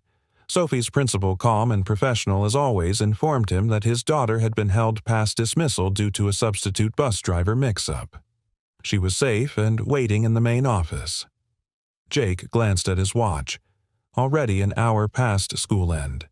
He squeezed his eyes shut. It had been his biggest fear when applying for the day shift that he wouldn't be able to balance everything. And now, here he was running on caffeine and adrenaline, trying to keep elevators from shorting out while his daughter sat alone under fluorescent lights waiting for a ride that never came. He grabbed his bag and hurried toward the maintenance office where Miguel, his only real friend at work, sat eating chips straight from the bag. "Cover for me," Jake said, breathless. 15 minutes. Miguel looked up. "Kid, trouble." Jake nodded. Miguel didn't hesitate. "Go." Sophie sat curled in a too-big chair backpack at her feet, hugging a well-loved stuffed rabbit. She looked up when Jake rushed in, breath caught in his chest. "Hey, bug," he said softly. She didn't cry, didn't pout, just gave a small smile and reached for his hand. "Sorry, Dad. I didn't mean to stay so long." Jake knelt in front of her, brushing her hair back. "It's not your fault. I should have been there." She looked at him solemn. "You work really hard." The words hit harder than he expected. "I do," he said. "But I'm trying to fix that." Later that evening, Sophie sat cross-legged on a pile of old blankets inside the Beacon Lux basement utility room. She sipped cocoa from a styrofoam cup while drawing dinosaurs on the back of a discarded service log. Jake had managed to coax a space heater into life near the wall, and the faint hum filled the silence. He watched her from a distance while checking a faulty water pressure valve. Bringing her here hadn't been the plan, but childcare was thin, and she didn't want to go to the neighbors again. So he did what parents do when the world doesn't bend. He made space where there was none. A knock startled him. He turned and froze. Evelyn stood in the doorway holding a folder and a to-go bag. Her heels clicked softly on the tile as she stepped inside. "I brought the revised shift proposal," she began, then stopped, noticing Sophie. Jake moved quickly, blocking her view. "Sorry, she's just here for a little bit. Won't be a distraction." Evelyn peered around him. "Is this—" Sophie, Jake stiffened. "Yes, she's beautiful," Evelyn said, smiling gently. "Hi there." Sophie looked up, blinking. "Hi." Evelyn lowered herself to Sophie's level, mindful of her heels. "I like your rabbit." Sophie offered it up. "His name's Captain Crumbs." Evelyn chuckled. "That's a strong name." "I bet he's brave." "He's very quiet," Sophie said. "Well, quiet people can still be strong." Jake stood awkwardly, unsure how to bridge the moment. "She won't be here long." "I just needed to Jake," Evelyn said, rising. "I'm not here to reprimand you." He nodded slowly. She handed him the folder. "This is the modified position outline. A hybrid role, split shifts, flexible clock-ins, based on your feedback." Jake looked down at it, heart-thudding. "You'd let me make my own hours." "Within reason," she replied. "So long as the work gets done, and I've seen enough to trust that it will." Jake stared at the pages, stunned. "This doesn't usually happen," he said. "I know," Evelyn replied, "but it should." They stood in silence a beat longer than needed. Then Sophie called out, "Dad, the light." "Over there's flickering." Jake sighed. "It's probably the ballast again. I'll fix it. Evelyn looked toward the corner. Do you mind if I help? Jake blinked. You want to fix a light? She shrugged. You said you wanted me to see the real work. He grabbed another step stool and handed her a pair of safety glasses. You ever used a screwdriver before I've managed a boardroom? How hard can this be? Minutes later, she stood on the stool, awkwardly holding the casing while Jake pointed at a wire. That's your ground. Don't touch that. Got it. Sophie watched them from her blanket fort, smiling. Are you guys friends now? She asked innocently. Evelyn looked down at Jake, then at Sophie. I hope so, she said. Jake didn't reply. But for the first time in a long time, something inside him loosened. Not just respect, but warmth. Connection. And under the hum of wires and the glow of repaired light, something began to shift, not just in the building, but in the space between them. Something quietly beautiful. Something like trust. The next morning, Evelyn sat at the head of a long oak conference table surrounded by the department heads of Beacon Lux. The room was all glass and angles perched on the top floor like a throne above the city. From here you could see bridges stretching across the river rooftops wrapped in morning fog. But Evelyn wasn't looking at the view. She was watching Russell Hines, who stood confidently at the far end, laser pointer in hand, presenting his weekly performance charts like a trial lawyer before a jury.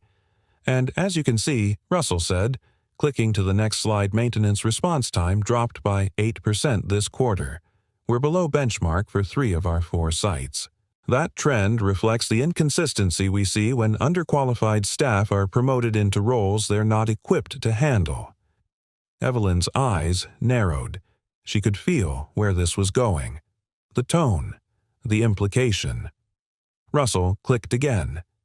Now I understand the push for internal development, but I want to caution against allowing sentiment to override standards. We've got policies in place for a reason. Evelyn steepled her fingers, her voice calm. Are you referring to a specific promotion? Mr. Hines Russell didn't flinch. I'm referring to the conversation about reclassifying part-time staff into supervisory hybrid roles. We need consistency, proven credentials, experience. Silence settled. Then Evelyn replied, steady and deliberate. I agree, Russell. We do need consistency, which is exactly why we need to reassess what qualifies as proven. She leaned forward. You know what else dropped in that same quarter, she asked? Guest complaints related to repair issues. Because even while working overtime understaffed and without benefits, our night techs have been keeping this building from falling apart. Russell blinked. Yes, but that's not the same as… It's not the same, she interrupted. It's more.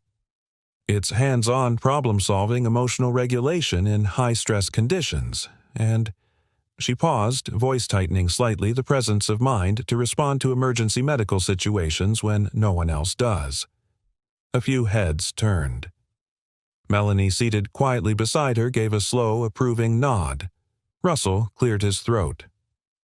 I just think we should be careful about setting precedents. Evelyn smiled razor-sharp. That's exactly what I intend to do. Set a new precedent. An hour later, Jake walked through the service corridor, toolbox in hand, completely unaware of the storm that had just rolled through the executive suite. He'd barely slept.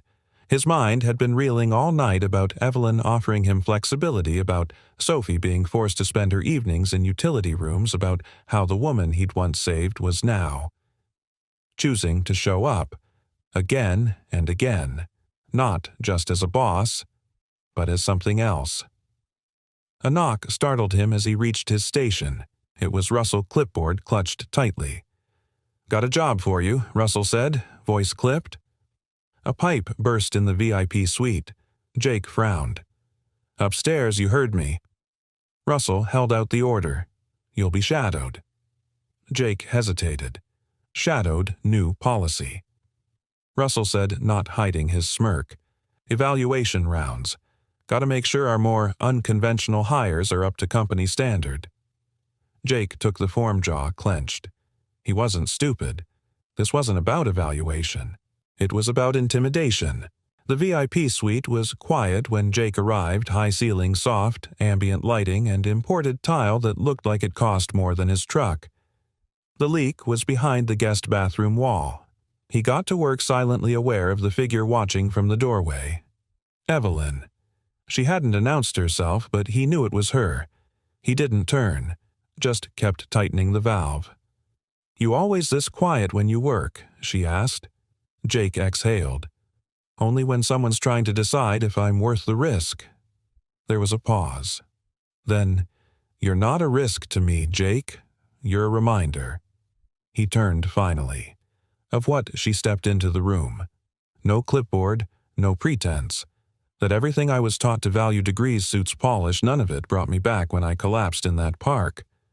Her voice softened, but a man in a hoodie with scraped hands did. Jake looked away.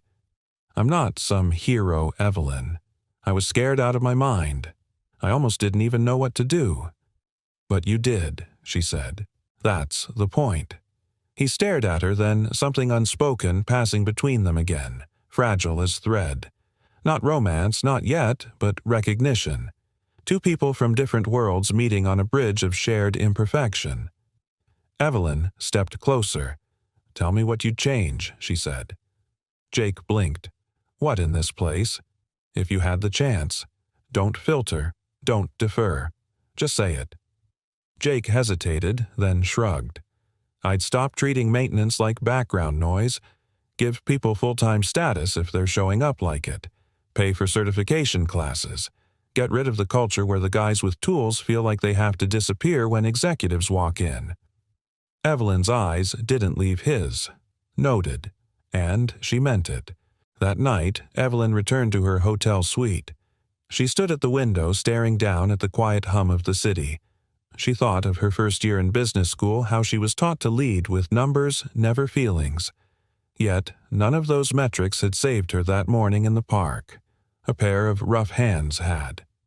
She poured a glass of water, sat on the couch, and pulled out Jake's original application. It didn't list Ivy League schools or elite internships, but it had notes in the margin from HR: always punctual, never complains, works overtime when others refuse, polite, doesn't escalate conflicts. In short, the kind of employee who holds the whole place together quietly. Evelyn circled one line with her pen, then wrote 2 words in the margin beside it: rescue-worthy. Only this time she was the one preparing to do the saving, not just of Jake's career, but of a system that had forgotten how to see the people holding it up. Jake stood at the kitchen counter, shoulders hunched, his hands wrapped around a chipped mug of coffee that had gone cold an hour ago. The apartment was still. Sophie had fallen asleep on the couch with her sketch pad resting on her chest, her bunny tucked beneath her arm like a little talisman of safety. The television murmured quietly in the background, casting a gentle blue glow across the worn carpet. His eyes were fixed on the envelope in his hand. It wasn't bulky, just a few sheets of paper inside. But it felt like it weighed 100 pounds. Earlier that afternoon, Evelyn had slipped it to him after his shift ended. No grand announcement, no audience, just her and Jake standing in the alley behind the hotel where delivery trucks rumbled past and pigeons fought over breadcrumbs. "This is yours," she'd said simply. "Read it when you're ready." Now he wasn't sure he'd ever be. Jake peeled the flap back slowly, breath held. He unfolded the documents: a formal offer of employment, full-time salaried hybrid hours, health benefits, paid training for additional certifications, and the title Senior Facilities Supervisor.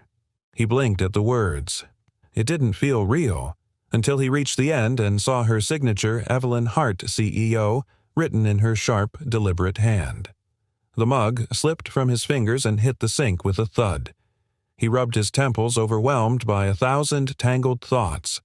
This was everything he'd asked for, everything Sophie needed, a life raft in the middle of a sea he'd been treading for too long. So why was he hesitating? At dawn, he walked Sophie to school. She skipped alongside him, swinging her lunchbox, humming something from a cartoon he didn't recognize. The morning air was crisp, touched with the smell of wet leaves and coffee from the corner cart. "Dad," she asked halfway to the gate. Do you think I could ever be a boss like that lady with the nice shoes? Jake smiled despite himself. You mean Evelyn? Sophie nodded. She's really pretty. And she listens. Jake stopped walking. He looked down at his daughter, bright-eyed, hopeful, sharp as ever. Yeah, he said quietly. She does. Sophie tilted her head. Are you gonna say yes? Jake hesitated. To what he asked, testing her. The new job. The one that lets you come to my class play. You keep thinking about it like your eyebrows are broken. Jake laughed, covering his mouth. Yeah, I guess I do that. Sophie stepped closer and took his hand. You don't have to be scared, Dad. You already saved her life. That's way harder than paperwork. He looked at her, his heart twisting. And that's when he realized what the fear really was, not about failing the job or stepping into something new. It was about being seen. Truly seen. Not just as a worker in the background, but as a man who mattered. A father trying his best. A person worthy of investment.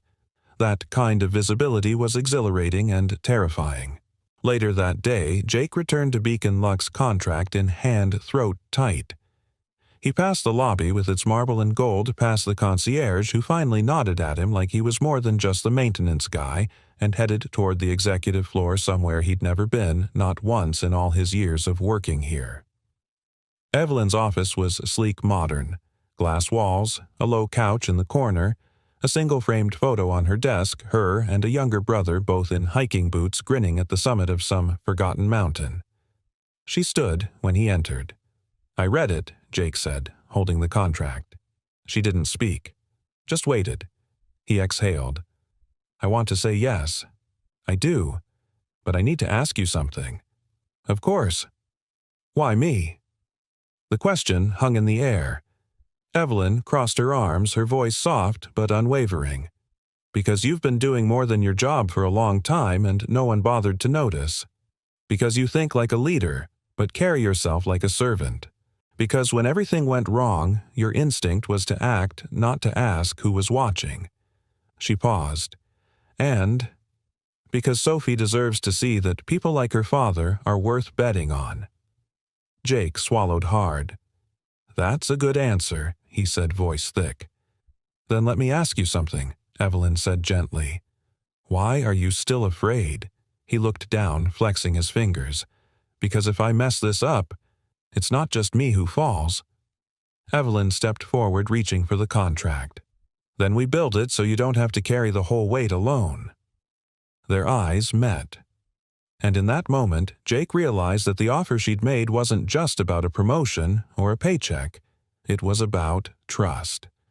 She was offering him a place in the story, not as a background character, but as someone who could help rewrite it. He took the pen she handed him and signed his name. That night at home, he found Sophie drawing again. This time it was a hotel with a rainbow over it and 3 little stick figures beneath. One tall with a toolbox, one medium with heels, one small with a rabbit. Jake knelt beside her. What's this one? Sophie beamed. That's you. That's the lady boss. And that's me. We all work at the hotel now. He stared at the page, warmth blooming in his chest like a light finally flicked on. You know what he said? What I think that's my favorite picture yet. And for the first time in a very long time, Jake Miller felt like maybe he was exactly where he was meant to be. The clanging of metal pipes echoed through the basement hallway like distant thunder. Jake bent over a faulty valve, tightening a rusted coupling while sweat dripped from his brow. It was barely 10 a.m., and the new role, only 3 days old, already felt like wearing shoes 2 sizes too big. He'd been promoted. He had a title now. But most days it still felt like he was pretending, navigating meetings, juggling repairs, answering emails filled with acronyms he hadn't seen since high school. And today, things had gone wrong. Very wrong. He heard the elevator ding above him and knew without checking Russell had arrived. Jake cursed under his breath, wiped his hands on his jeans, and straightened just as the man himself strode into the mechanical room, expression smug and tight-lipped.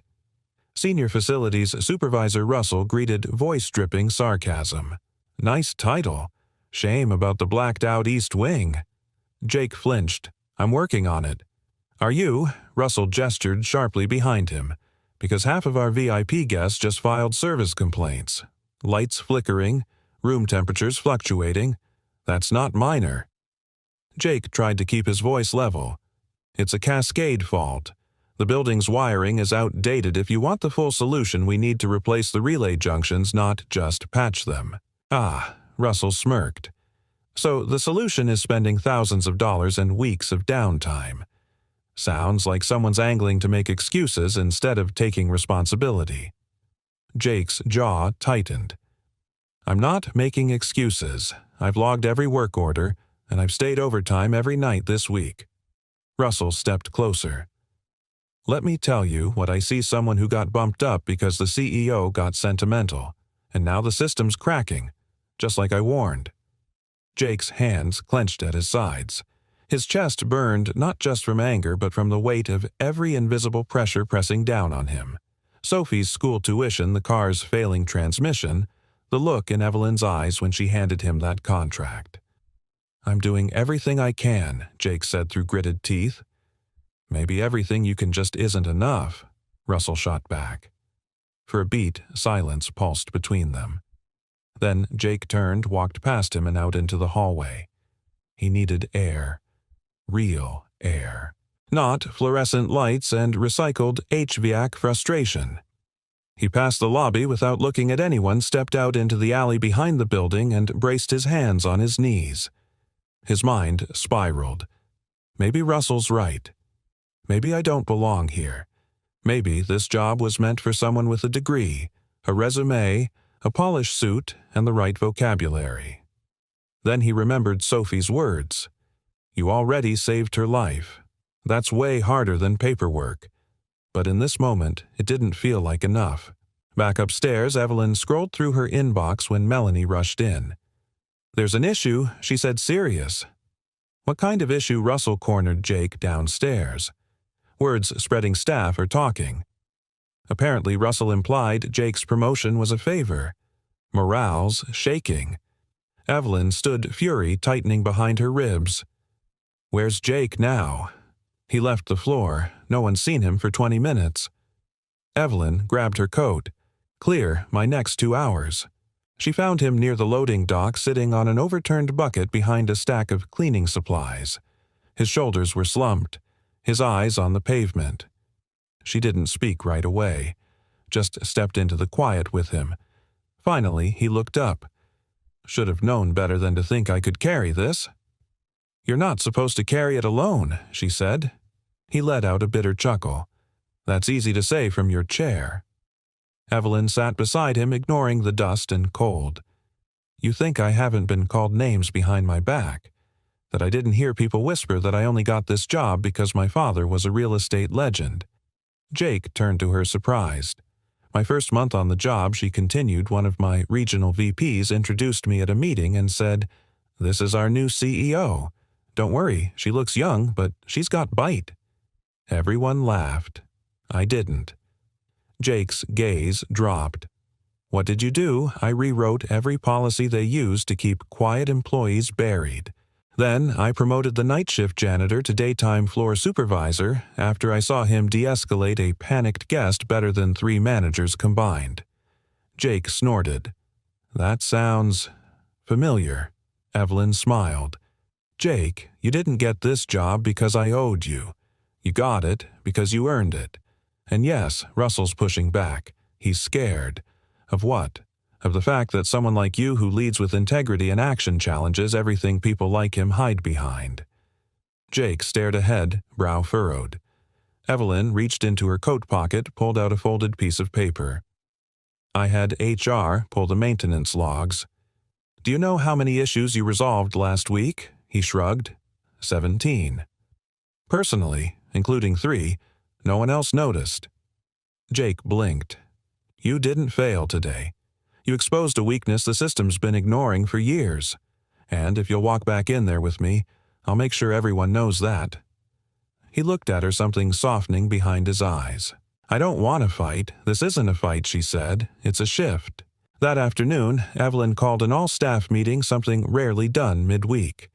Employees filled the break room, curious, uneasy. Russell stood in the back, arms crossed. Jake stood near the door, unsure whether to step forward. Evelyn didn't wait. "I want to address the electrical outage," she said, "and I want to thank the man who identified a decades-old systems flaw and prevented a larger failure." She turned to Jake. Jake Miller didn't cause a breakdown. He caught one. And, starting next quarter, he'll lead a facilities modernization team to rebuild what should have been replaced years ago. Gasps, murmurs, then applause.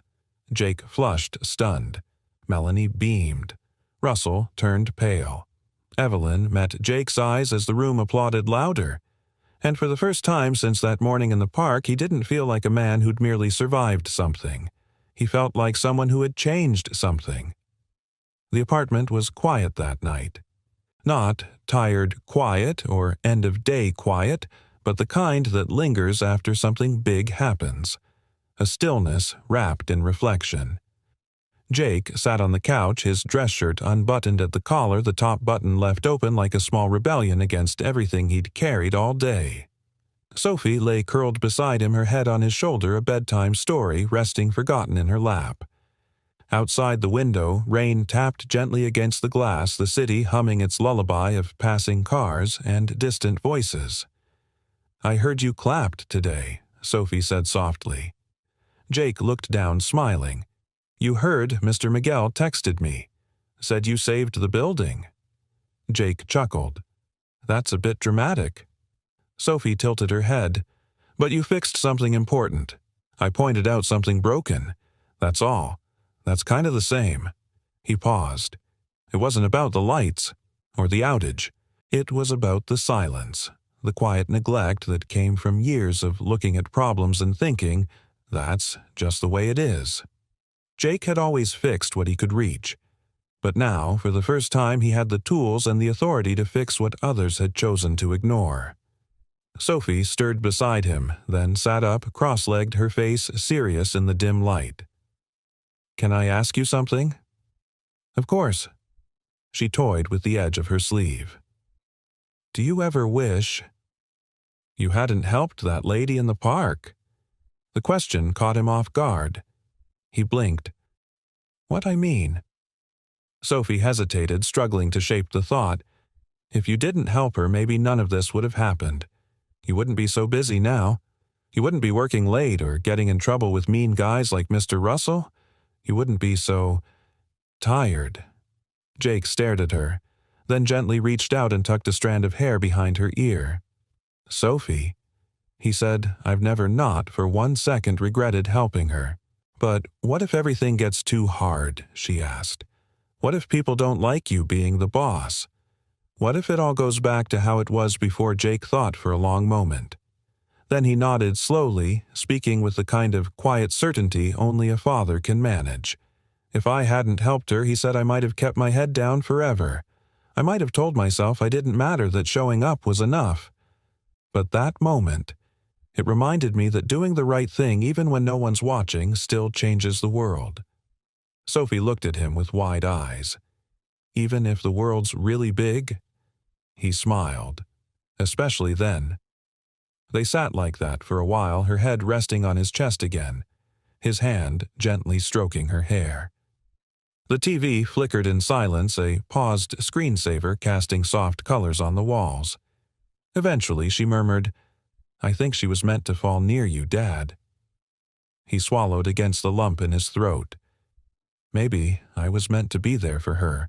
The next morning, Jake arrived early, too early, even for a maintenance supervisor. The lobby was still waking up, lights flickering on one by one, front desk yawning behind smiles, fresh flowers arriving from the delivery truck. He walked the halls slowly, not with the anxiety of a man out of place, but the steady gaze of someone who finally owned his purpose. Evelyn was already in her office reviewing project timelines for the facilities modernization task force. She looked up as he knocked on the glass wall. "You're early," she said, standing.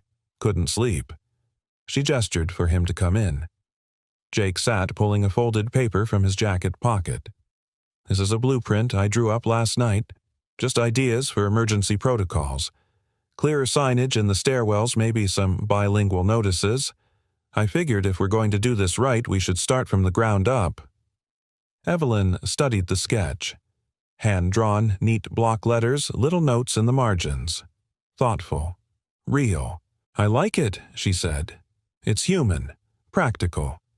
Jake shrugged. That's how I think. Don't change that, she said softly. I've sat through enough presentations with buzzwords and pivot strategies.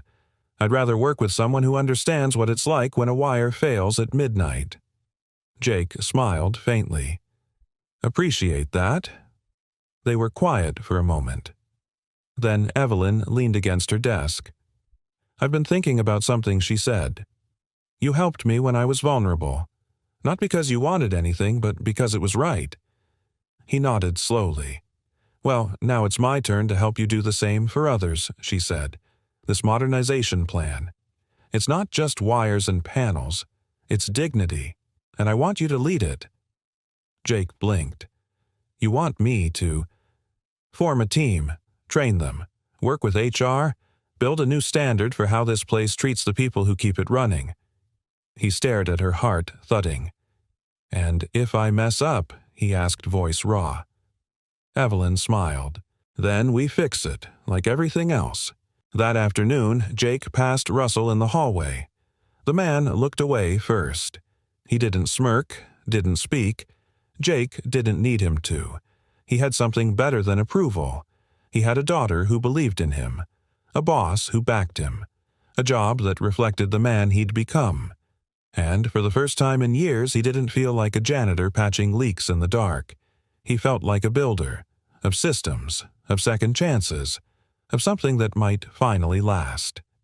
The staff lounge buzzed with low conversation as Jake stepped inside, holding a folder thick with schematics and hand-drawn notes.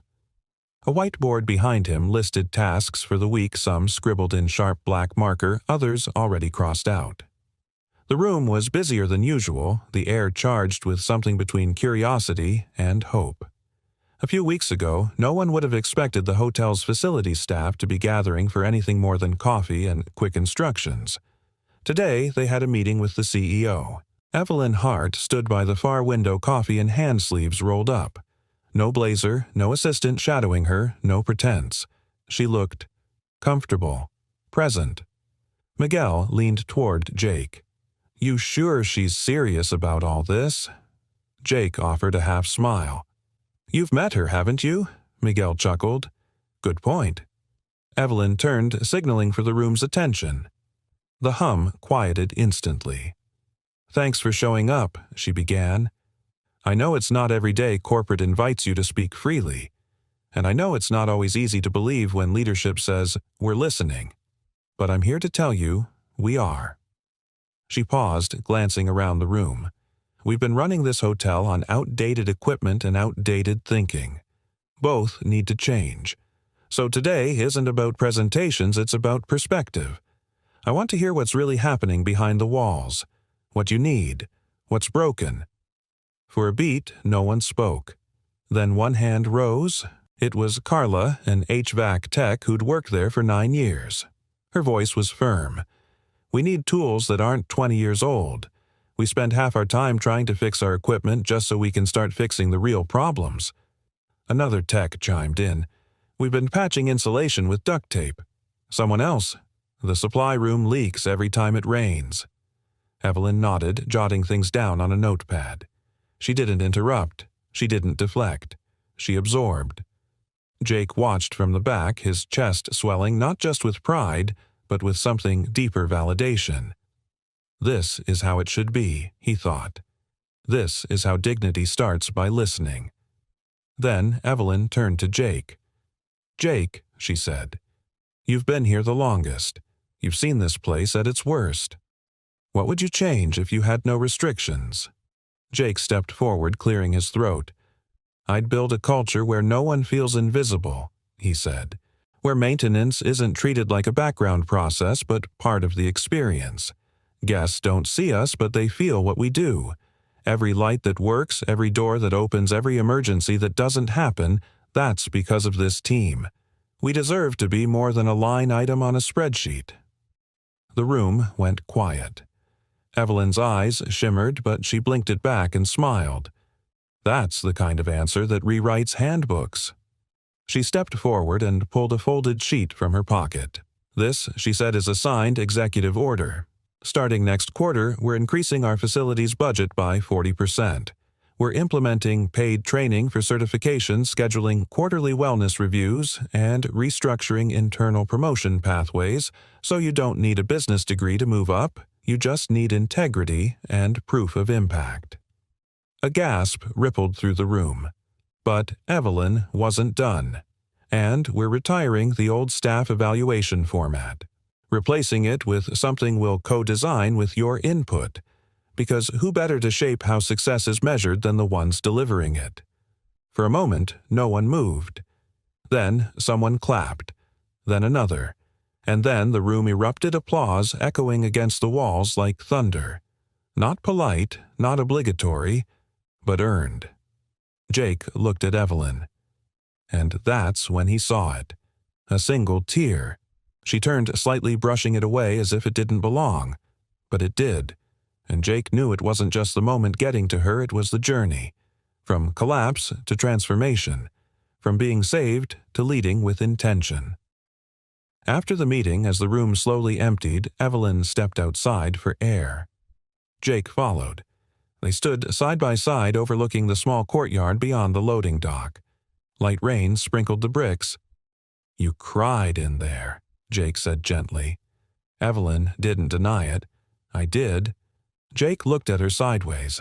"Didn't think CEOs were allowed to do that." Evelyn chuckled. "They're not. But I stopped caring about allowed the day a man with grease on his face knelt in the mud and brought me back to life." They were quiet for a long moment. Then Evelyn turned to him, voice soft. "You know, that day when I woke up in the park, I didn't remember my title, or the company, or what flight I'd missed. I just remembered the sound of your voice counting, willing me back. That's what stayed." Jake didn't know what to say, so he said the only thing he could. "I'm glad you stayed." She met his eyes, the air between them humming with something unspoken. Not romance, not yet, but something that looked a lot like trust. A future forming not out of convenience but of respect and shared ground. "I meant what I said," she added, her voice stronger now. "You didn't just catch a failing wire that day, you caught me, and now I want to help build something that catches others before they fall." Jake nodded, the weight in his chest finally easing. "Then let's build it." And just like that, with rain falling softly around them and the echoes of applause still lingering in the walls, two people who had once been strangers separated by job titles, social expectations, and sheer chance began to walk forward as equals. Not because of contracts, not because of obligation, but because sometimes the right people meet in the most unexpected ways and refuse to let go. It was just past sunrise when Jake and Sophie arrived at Tanglewood Park. The same park, the one with the winding trail, the old sycamores. The quiet spot where months ago a jogger collapsed and a single act of instinct had changed the course of not just one life, but two. Now the path was washed in golden light. Autumn leaves fluttered across the ground like blessings scattered by the wind. Jake held a thermos of coffee in one hand, Sophie's hand in the other. She wore her favorite blue coat and a paper crown she'd made in class for Hero Day. "I told them my dad's the best kind of hero," Sophie said, swinging their hands. "The kind who fixes stuff. Not just machines, but people too." Jake chuckled. "That's a pretty high bar, kiddo." "You met it," she said simply. They turned the bend, and there she was. Evelyn stood beneath a tree hair down scarf fluttering in the breeze. In her hands, she held a folded picnic blanket and a bag of muffins she'd insisted on baking herself. She waved when she saw them. Jake felt something quiet bloom in his chest, not the pounding adrenaline of CPR, not the weight of stress or doubt, but peace. Earned. Lived. Real. They greeted one another the way people do when words have long since been replaced by trust. Evelyn knelt to hug Sophie, then handed her a blueberry muffin the size of her fist. "Baked from scratch," she said proudly.